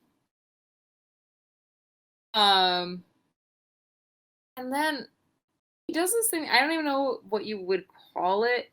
It sort of looked like a backstabber, except to like the stomach. A gut stabber, if you will. Whatever it's called, Kofi does that to Cedric, sends him over his shoulders. Then there's a kick to Kofi's face and some chops. Kofi launches at Cedric, and takes him off the ropes before drop kicking him. Xavier gets in, Shelton gets in. There's a drop kick to Cedric, a kick to Shelton's chin. Xavier tries to shove Shelton out, but Cedric attacks. It's not a big deal. There's a drop kick through the ropes to Shelton off of Cedric's back. Then there's some high knees to Xavier's chin as he slips off the top rope, sending him into the barricade. Xavier's almost all but counted out. Shelton then throws him back in because MVP says, "We like to defeat people inside the ring." Cedric gets tagged in. Xavier dives under Cedric and tries to like kind of fuck him up a little bit. Cedric kicks Xavier right in the shoulder. He drags Xavier into the corner. We go to commercial and we come back. Shelton's in. Xavier finally has the wherewithal to enseguri Shelton. There's some flying forearms to Cedric now that Kofi's back in. He drop kicks and then sends some more forearms to Cedric. He kicks Shelton out of the ring and pulls off the New Day bone drop to Cedric. There's a missed trouble in paradise. Cedric then lands a kick to Kofi's ribs. A less than stellar but still a pretty decent flying head scissors to Cedric and a stomp to Cedric's chest. Somehow, Cedric still manages to pull off the Michinoku driver to Kofi. Gets Shelton back in. Cedric goes for the neuralizer, but Shelton launches Kofi instead. Xavier gets in, pulls off a nasty fucking DDT to Shelton. And a spinebuster to Xavier, and somehow he still manages to get back up and pull off another fucking DDT to Shelton. Cedric breaks up the cover, though. Kofi removes Cedric from the ring, but Shelton, one way or the other, ends up slamming Kofi down. Xavier tries to roll Shelton up. Shelton rolls up Xavier. Then there's the neuralizer from Cedric, the pay dirt from Shelton, and they win. How is this happening? Why is this happening? What is your problem today? Like, laptop just keeps drifting off to the side. If there's a ghost, he is more than welcome to show his little pretty face right now. Also, something I realized in the middle of that was we have not seen Asuka in a hot minute. We saw her last week, sort of, just not wrestling. Did we? Came in during the New Day promo where they were talking about all the matches that were happening at Survivor Series so far. Oh, yeah. Maybe they're also just waiting for Charlotte to come back before they give her a real feud. But no, If she does.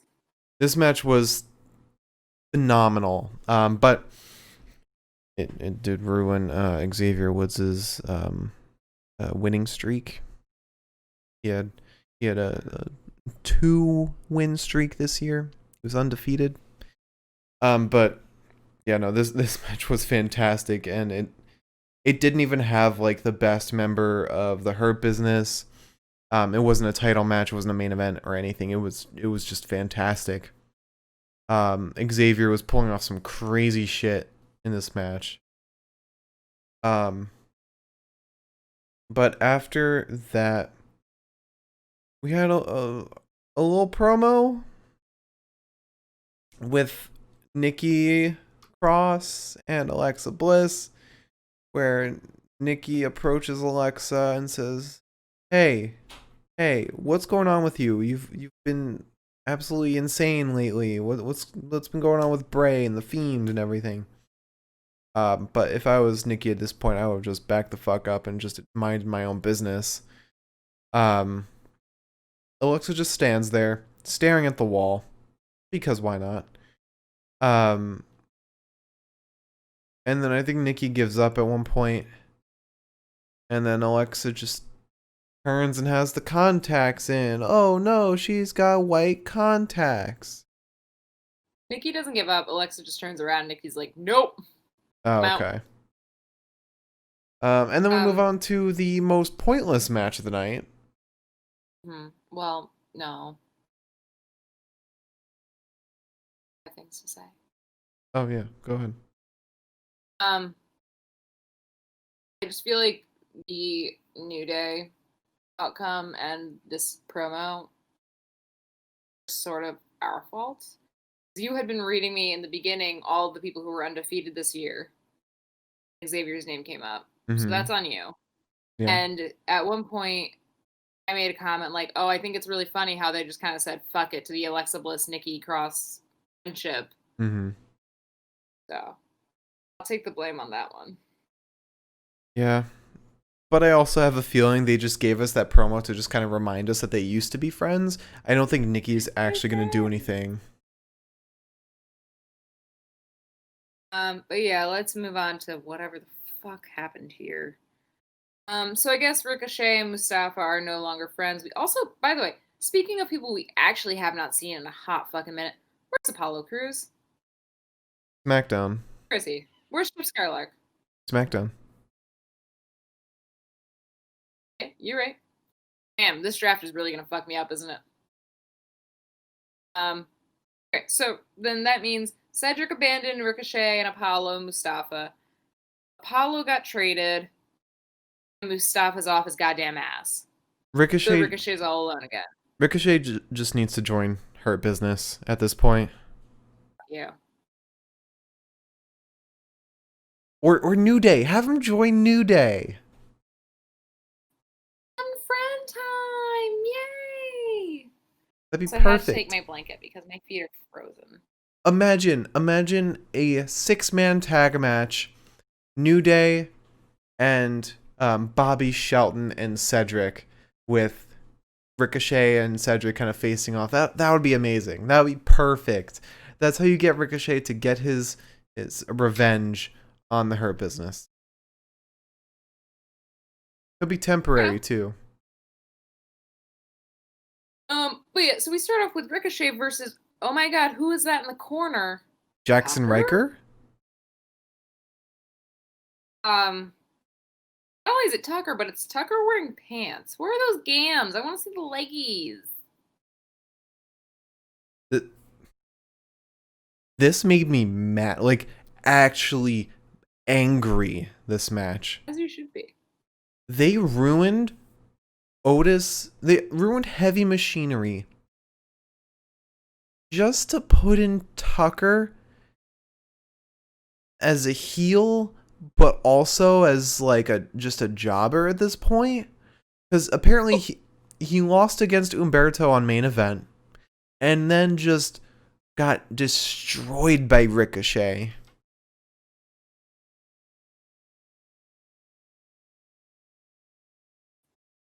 Anyways, they don't even start the match before Mustafa comes out. Ricochet's like, hey, what the fuck? Immediately the bell rings. He kicks Tucker in the face. And then there's a massive shoulder tackle to Ricochet. Ricochet is launched backwards, but he lands on his feet because he's Ricochet and he's a little fucking cat. He takes Tucker down quickly by the jaw to win. And now that Mustafa's here, of course, Retribution comes out. And they surround the ring, and Ricochet's like, Mustafa, what the fuck, dude? We were friends. And we also... And Mustafa's like, oh, go on. I just want to mention that during the match, Mustafa just stands on the announce desk and just watches. He just jumps up there and he's like, "Hello, it's me." And I think you even hear like Byron say like, "Oh, and now he's on the announcer." Yeah. But yeah, so Retribution comes out. Ricochet's just so fucking confused because he's like, "We were friends. You did this. What happened?" It's like your friend like going into like when you go into college and like they join like one fucking like anime club and you're like, "What happened? Or fraternity. Where's the man I knew?" Or, that's actually worse. Actually, you're right. I had that experience before, and you're like, "You were a nice person that respected women," and then they're like, "But now I'm part of Kappa Beta Alpha Pi," and I'm like, "Oh, no." Oh. Anyways, he and Honey throw Ricochet from the ring before just absolutely mauling Tucker. And then Slap Happy brings Ricochet back in the ring because they can only handle one man at a time. And they just kind of like start being really mean to Ricochet, and Mustafa comes in, and Ricochet's like, hey, Mustafa, why the fuck is this happening, by the way? And Mustafa says, no sin is forgiven until it's punished. I missed that in 3 times I've been to church, but sure. AKA. I don't think that's Jesus' message. AKA, I don't know why I'm doing this, but I need to say something. This sounded really good when I tested it out. Mr. Carano said I sounded nice. I read it in a fortune cookie. Oh, I just feel so bad for Ricochet, dude. He's so sad. Yeah. And fucking Tuggy's being used as enhancement talent. Like, my God, what the fuck? And then Otis is being like buried on SmackDown as well. Also, I mean, imagine if this was your first time watching Raw. You would see Tucky and just be like, "Oh, that's enhancement talent. Okay." And then like maybe a couple months from now, when he's like doing stuff again, you'd be like, "Oh, remember when he was enhancement talent?" It's like, no, it's not him. But after that, we had And then onto our best promo of the night. we had a nice little promo. With Drew backstage. Never thought I'd say a nice promo with Drew. But Drew's backstage, and he's approached by Sheamus. You know, they're best buds. But one of them's a heel, one of them's a babyface, but it's still nice to get this kind of interaction.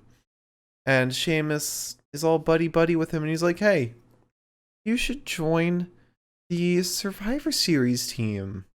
It'd be great. We can get the Celtic connection back. It would be great, us fighting side by side. And then Drew's like, I would love nothing more, but I don't go to Survivor Series without a championship. And here is my little prediction for Survivor Series. The Miz, after Randy versus Roman, after Roman wins, Randy will run on it, or not Randy, Miz will run on in with the briefcase about to cash in. Drew, while Miz is running down the ramp, will Claymore kick the Miz right in the face. Roman will be so confused as to what's going on that he'll spear both of them. Plus John Morrison. I like the panic spear idea that we have here. Like, I don't know what else to do here. I must kill. I only know fight. Or we won't get Drew at all. The Miz will try and cash in, but Jay, standing on the sideline watching the match, will take him out before he can cash in. That's fair. Before we get too crazy with ideas, I'd like to just make a couple of comments about this promo.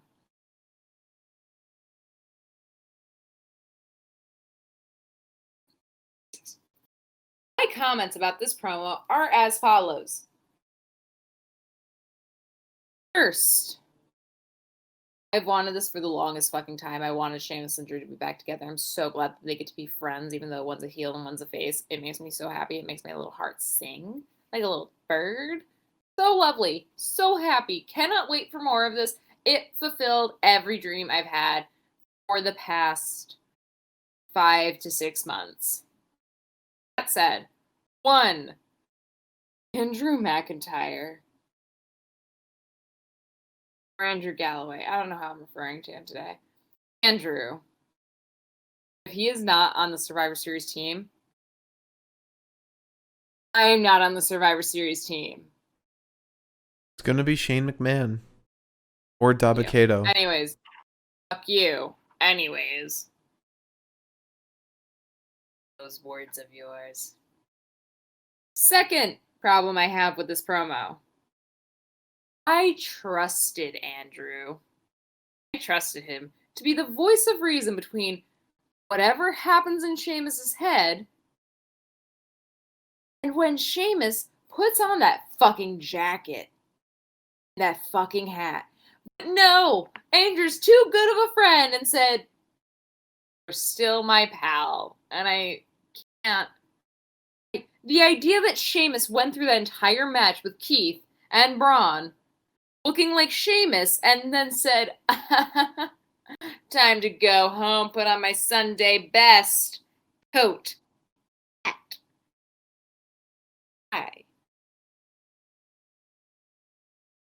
I'm beside myself with this fucking outfit. I thought Drew would be the last person in between him and that. We've all accepted it. We've all just said it's fine. It's fine. It looks so ridiculous. So after that, we had The Miz and Morrison versus Drew in a handicap match as our main event. A good fucking match. Yeah. You. They're right. They're seriously posing Miz back as a real force to be messed with for the title, and I think he might actually. I have a feeling he might cash in and like succeed. He is cunning enough. He would be the first person to cash in the Money in the Bank contract and win the WWE Championship 10 years apart on the same person if he gets it at Survivor Series. It's possible. I fully believe that he has the opportunistic mindset to be able to do it. However, we start with Drew versus Morrison first. And I start with the hiccups, I guess. Johnny punches and then kicks Drew before getting into a headlock. Andrew tries to chop Johnny, but he slides out very quickly. Drew then slugs Morrison. Just one punch, he hits the fucking ground. Before slamming Morrison's head into the buckle and chopping him to pieces. There's a lovely little setup for a kick to the chin of McIntyre off the ropes. Camera work was shoddy on that one. Miz gets in, begins punching Drew in the stomach. Drew grabs the Miz by the throat before also chopping him to high hell, and then just tosses him. Morrison tags in. Drew executes a second toss on the Miz, and then he throws John too. There is a cheap shot to the back of Drew's knee. He gets dead-legged. Miz gets back in. They do a team gutbuster to Andrew. And then there's a knee strike to Drew from Morrison. The Miz runs to kick Drew, and Drew catches his leg before launching him backwards. Miz then sends Drew out, and Drew dodges the Miz, who I believe was setting for a bit of a basement dropkick of sorts. But he dodges the Miz. He then grabs John Morrison off the apron, does an inverted Alabama slam, catapulting him right into the Miz ringside, right into that midsection. We then end up with Drew and Morrison inside the ring again. We get those lovely, lovely, massive toss suplexes to Morrison, and then a jawbreaker to McIntyre, which I believe he's already experienced enough of one man within like 3 months. We've had enough jawbreakers. Then Drew tosses the Miz over his shoulder. The Miz lands on his feet. There's a cheap shot kick to McIntyre's head. Miz then legally kicks him. Morrison sends Drew into the post. The Miz gets back in, and they send Drew into the barricade together. Miz begins standing on Drew's chin. I would never want to experience because, my God, where have your boots been? There's then a kick to the midsection once we get back into the ring. Morrison gets in. We get, I know that there's a name for this, but ultimately a corkscrew crossbody onto Drew over the ropes. And a headlock on Drew. Drew takes Morrison down, and Morrison kicks Drew in the jaw once more. We get the Starship Pain, but the Starship Pain only works so well because Drew pulls Morrison in a certain fashion that sends him face first into the post. And then we get the loveliest little thing in the world. A little homage to Sheamus. We get the Bells of Braun. Or Braun. I thought it was the shades of something. The shades of Celtic or something? Something. No, that's what they were saying. Like, it was kind of an homage. It's something. This fucking last week where I had to look it up. Aura. The Bells of Baura or something like that. It's a Celtic word at the end, and that's why I don't know how it's fucking pronounced. He does that to John Morrison. I was like, oh, friendship. Football friend. But Drew then sent Crush first into the buckle. Drew hanging upside down. I said, give Liz what she wants.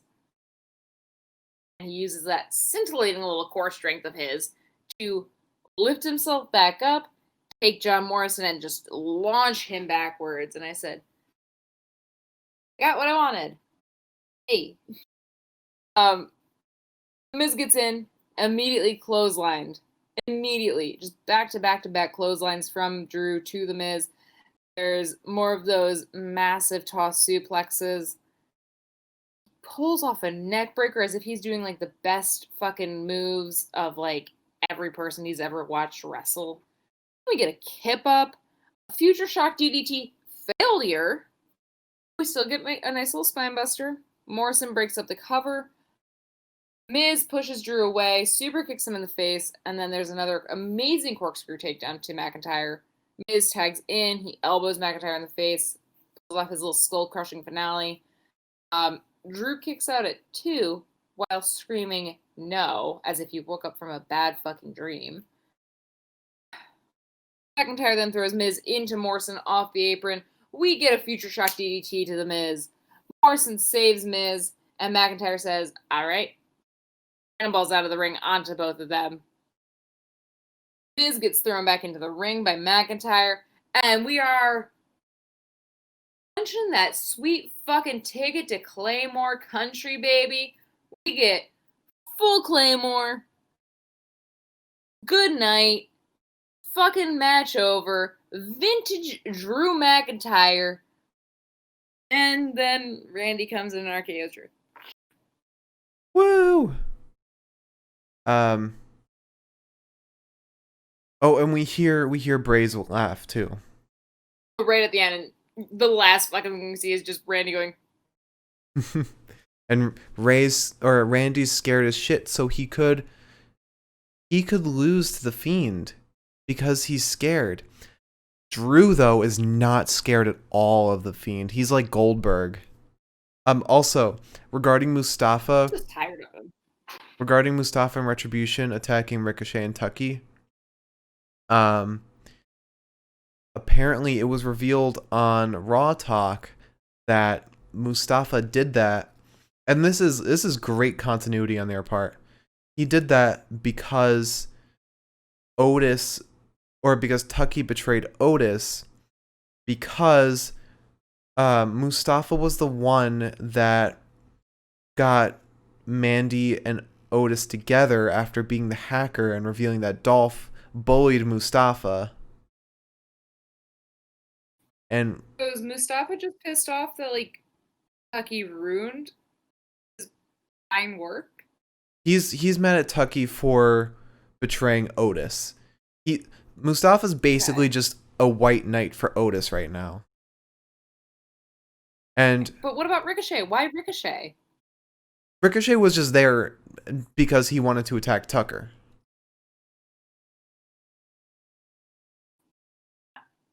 But he still attacked Ricochet. He's got to attack everyone in the match. He's an equal opportunity attacker. Yeah. Except he wanted to attack Tucker. Right. I can't wait for Otis to join Retribution. Yeah. Yeah. Yeah. And call himself Rage Dozer. Rage Dozer. Or the Pile Driver.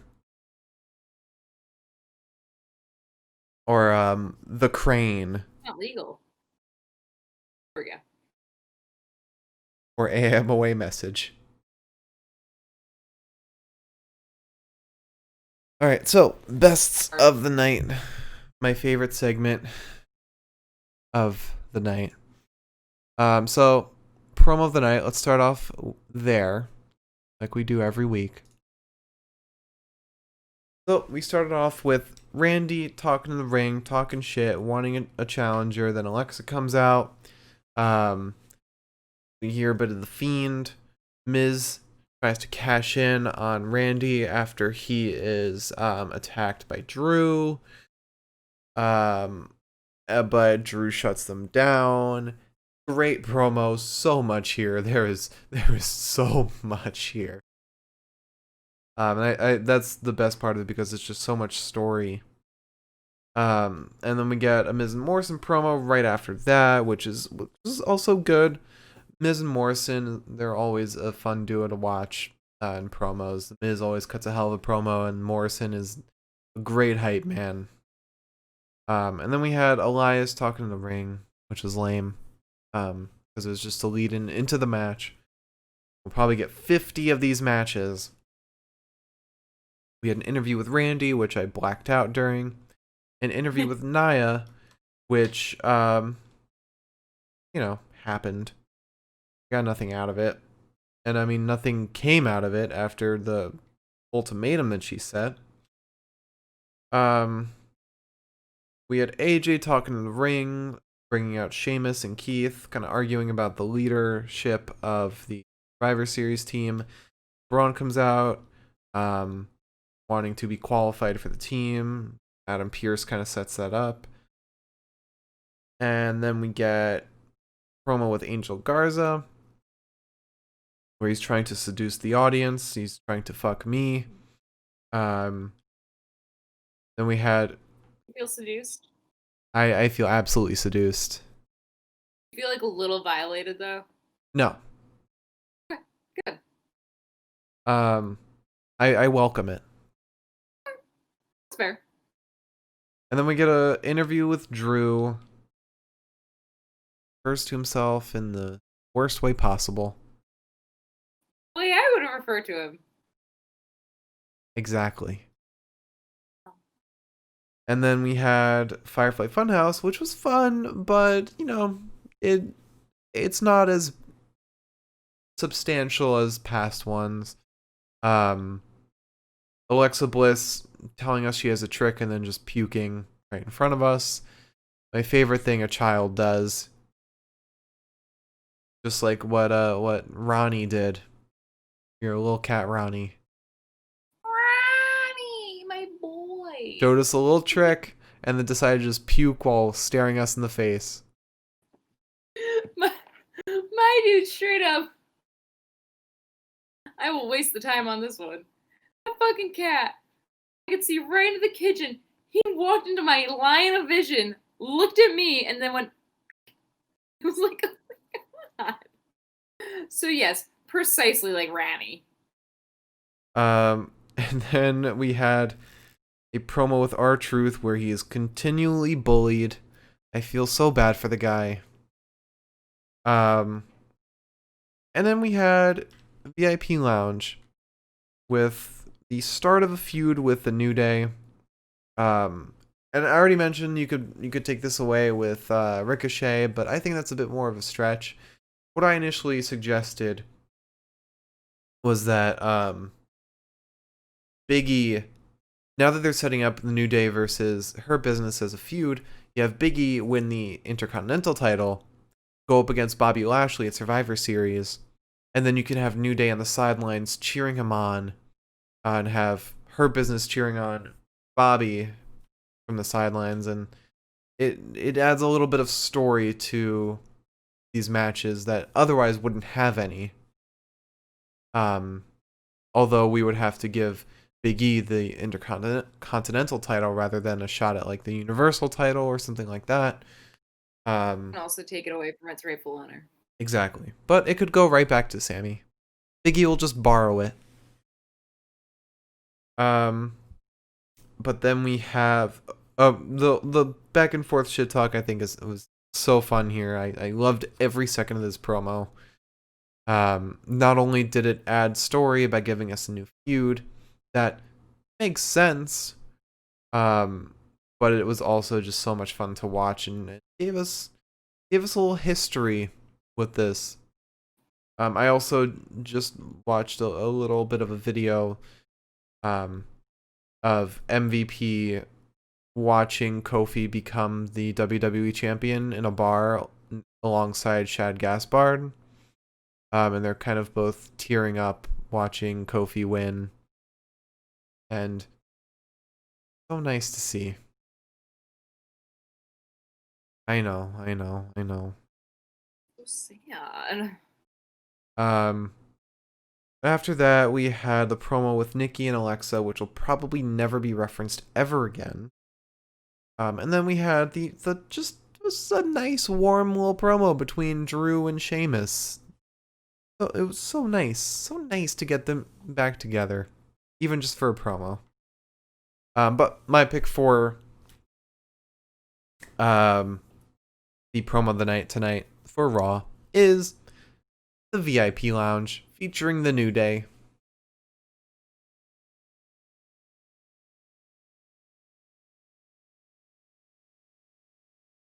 Yeah? Yeah. I mean, how could you contest it? It's funny because I'm looking at the video that you just talked about. And now that I'm seeing this, it makes it even more like, all right, guys, I get it. You hate each other. Sure. Yeah, no. Just out of that too. It was just funny as shit. Mm-hmm. The Hurt Business knows how to do a good promo.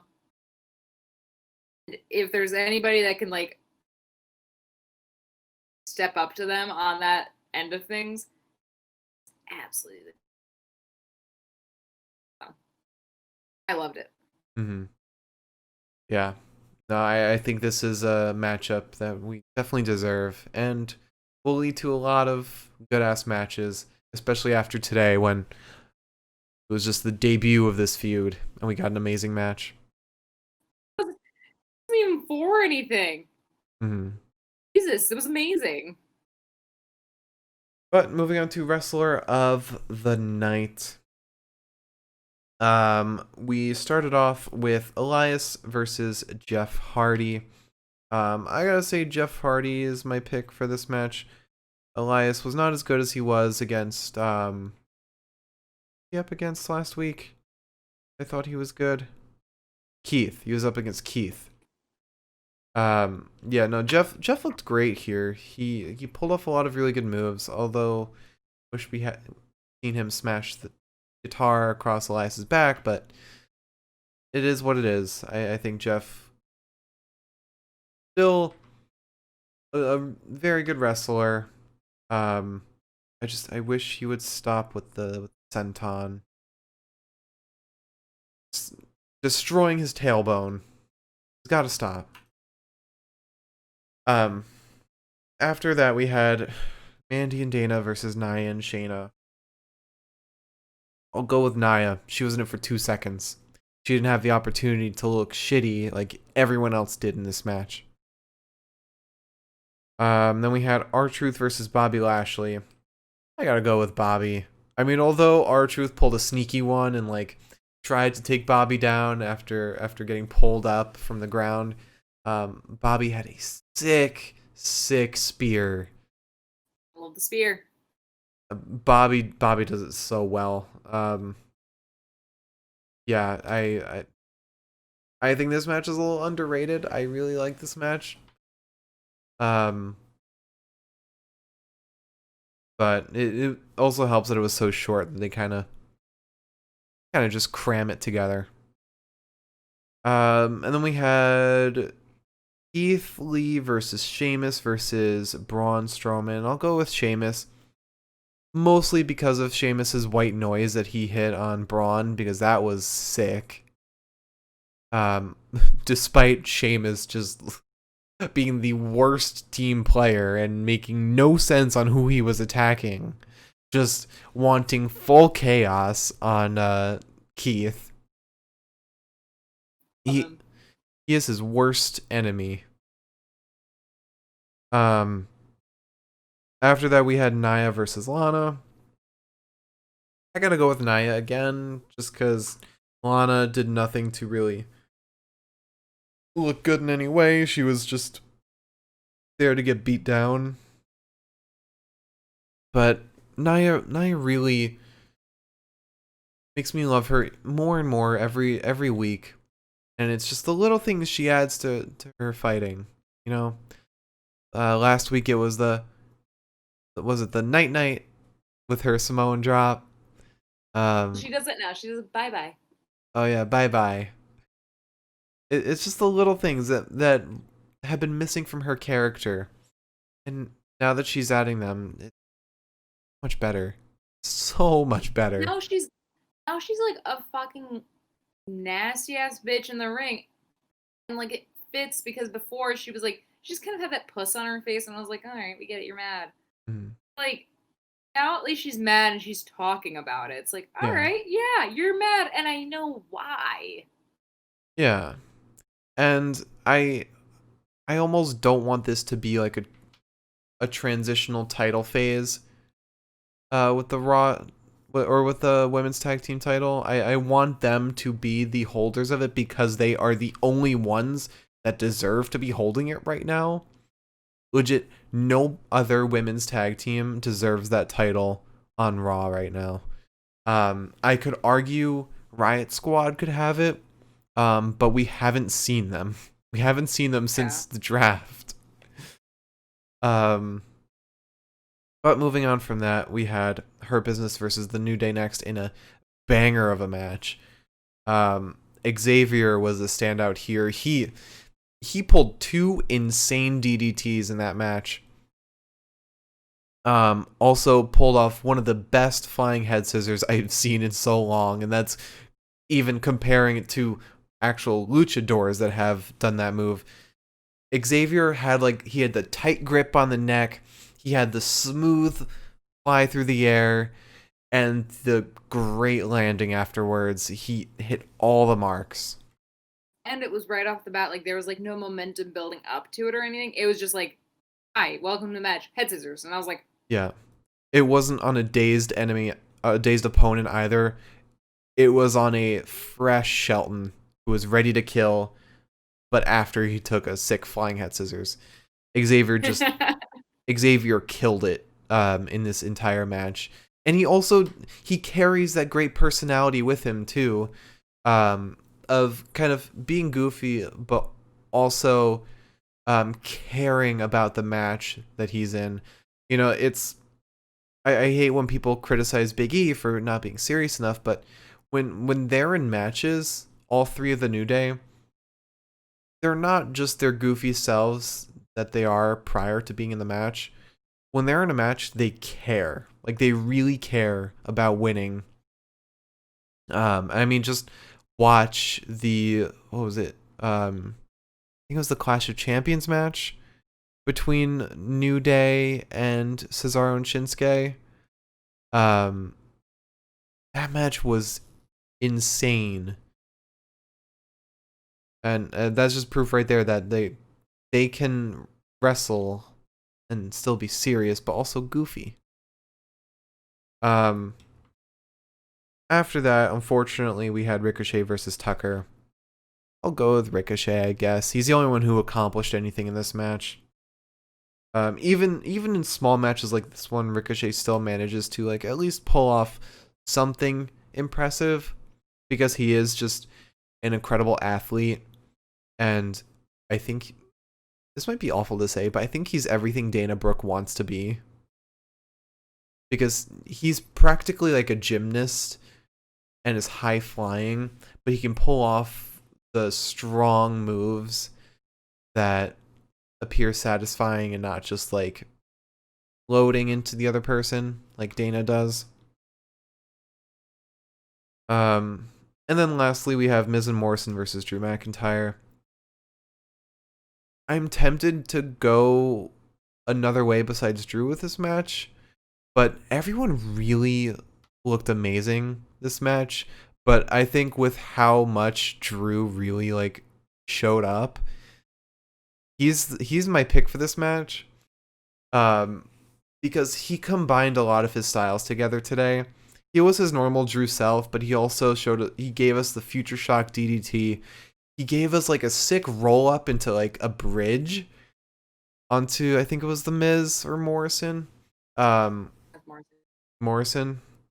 But I do want to give credit to Miz and Morrison individually because they really came today. Miz looked fantastic and always gives us like the best reactions in a match. Really makes it as if this match means something and helps sell his opponent really well.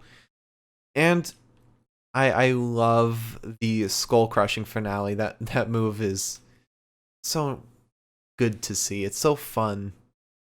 And then Morrison as well is an incredible athlete who deserves all the recognition.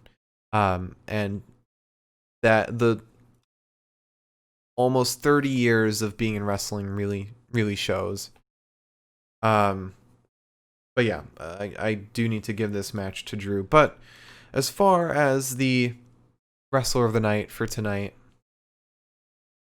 I have no choice but to give it to somebody that you probably won't disagree with, and that's Xavier Woods. Thank you for not making me fight for this week, Jesus. Huh? Thank you for not making me fight for it this week. I mean, who else would it be besides Xavier? Drew was the only other one that would contest in any way, followed by, I guess, Sheamus. Yeah. Xavier looked really good tonight. Drew is a very close second, though, but which is always good to have. It's good to have people that you can't decide. But yeah, I am so glad this wait for Xavier to come back has really been paying off because ever since he's returned, like since the first day he was back, he has been pulling out all the stops, and it makes me a little worried that he might go a little too hard and hurt himself again. But he really comes alive now, and it doesn't seem like the same person you watch on Up Up Down Down. Very much seems like a very different person. Yeah. But I love everything he's doing. It just shows he's committed to like getting better and continuing to improve, so that's awesome. Absolutely. And now, match of the night. And again, I don't think there's any contest here. We started off with Elias versus Jeff Hardy. An okay match that had a very poor stipulation that, in my opinion, ruined the match. If it had been you just had to smash the guitar on the other person, I think that would have been that would have really escalated this match to be a lot better than it was. because that's a stipulation that makes sense. Not smash it and then pin. And then we had Mandy and Dana versus Nia and Shayna, a match where they made Shayna look awful. Lana's addition was terrible, even though I am probably one of the biggest Lana apologists in this vicinity. Nia was the only one who looked good, and that's because she was in it for 2 seconds and then dipped for the rest of the match. But then we had R-Truth versus Bobby Lashley, which was a surprisingly great match. And I love when R-Truth goes against these powerhouses because he always shocks us by just making it first second seem like he can come up top. But then Bobby just pulls ahead with the spear and says, nope, sit the fuck down. And we even get the great ending of Drew Gulak trying to get the 24/7 title, being knocked out by Bobby, and then thrown on top of R-Truth to get the pin. I want Bobby to move away from the hurt lock. Use the spear as your finisher, as we saw today. It looks amazing. But after that, we had Keith Lee versus Sheamus versus Braun Strowman in the okayest match that we ever got today. Because Braun is incredibly boring to watch. I would love to see Sheamus versus Keith in a regular singles match. That would be great. But the addition of Braun really ruined this match, and I think Sheamus acting the way he did also kind of ruined this match because he knew what the stakes were and he knew what needed to be done because he's a smart individual. He just fucked everything up. After that, we had Nia versus Lana, which was all story, just so we can get that Samoan drop into the table. It was good. I'm not going to say I didn't like it because it's everything that should have happened. Nia should have crushed Lana. Lana needs this beat down to really pick herself up so that she can focus, improve herself, become a person who's worthy of a title. And I think this is the start to her push to be the Raw Women's Champion. And then after that, we had Hurt Business versus The New Day. And like we've already said 50 times, this match was a banger. This match was fantastic. It was everything that we could have wanted from a match between these guys. Everyone came alive. Not a single person was slacking in their own way. One of my favorite parts of the match was the back and forth between the... I think Cedric had a spine buster on Xavier. And then Xavier just comes back and gives an insane spine buster to Cedric. Both sell their moves so well. I want to see this match 50 times. I don't care if they extend this for a year. This match just was everything I could have wanted. And then we had Ricochet versus Tucker in a super short match that ended after the Raw talk, as it makes sense a little bit, but was still an unnecessary match in general. They could have attacked Tucker backstage. But then we get Miz and Morrison versus Drew, where we got to see Miz and Morrison really look alive, and Drew looks stronger than ever.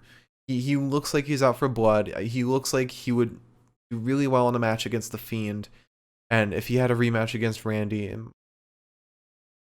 I don't want to say he'd do well, because I doubt much has changed since Hell in a Cell. But still, I think Drew's proving that he's not down. He's still on top. But Miz is proving that he's capable of getting a title. He's capable of making a champion sweat. Drew, towards the end... But also, he made a champion sweat with Johnny pulling some strings in the background. So Right. And I think that's Miz's whole thing. But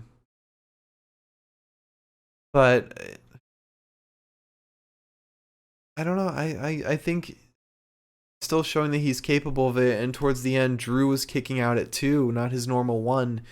It honestly made me sweat a little bit. Like maybe Drew would actually lose here. Drew sometimes starts kicking out at 2 towards the end of matches. Yeah. It's just to show his tiredness. Yeah, and it also shows, it helps sell that his opponent is doing well and is actually capable and sort of an even match for Drew. But this match was still exciting. I did really enjoy this match. And then it ended exactly how I wanted it to. Great. But as far as our overall pick for match of the night tonight, I don't think you will contest in any way whatsoever, is the Hurt Business versus the New Day. Which it pains me. Yeah, I think we got to go with you. I'm just not a big fan of Miz and Morrison matches. Drew looked amazing, but just because I'm just not. In unpopular opinion, I'm not really up on Miz's wrestling style. A lot of ways, I think that he looks even better now because Johnny looks really good. So that kind of detracts from that match in particular. I really did like the. I think that they would look even better if they were competing for tag titles, because they're the exact team that, because they work so well with each other, a tag title opportunity would be amazing for them. Right. Which is why I really like the New Day Hurt Business. It looked really good. Everybody looked good on their own, but also put together as a team. A lot of cohesion, which I really liked. And for as shady as the Hurt Business is, there's not a lot of shady shit that happens during their matches, which I always respect. Right. And I think they've kind of been remolded in a way that makes them less of heels after their whole bout with Retribution. Because they're still, they had to be made in a way that contrasts Retribution. Hurt Business had to kind of represent WWE in that they're honorable and fair, while Retribution was very much like anarchists, I guess, even though they were never shown that way in the ring. Hurt Business is very much like following the rules, and acting shady, but still being like legal, I guess. I mean, if you go down to like the brass tacks of like semantics, yeah, they're not quite as heelish as other stables could be, but at the end of the day, pairing them as these money hungry grubby hand fellas against the baby faces of the entire tag division, I still think that they're intensely heelish. No, I'm not saying that they're not heels. I'm saying that because of their thing with Retribution, they had this image all briefly that they were less of heels and more so just a group. That's fair. All right, so to run it back, our promo of the night is the VIP Lounge featuring the New Day. Wrestler of the night is Xavier Woods, and the match of the night is the Hurt Business versus the New Day.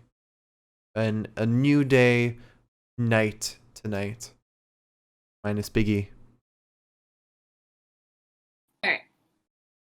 I have to shower. I've got 6 hours before I've got to be up again. So,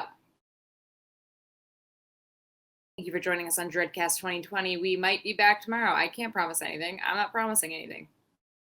I'm here. If we're here, here. If we're not, drink a beer in our absence.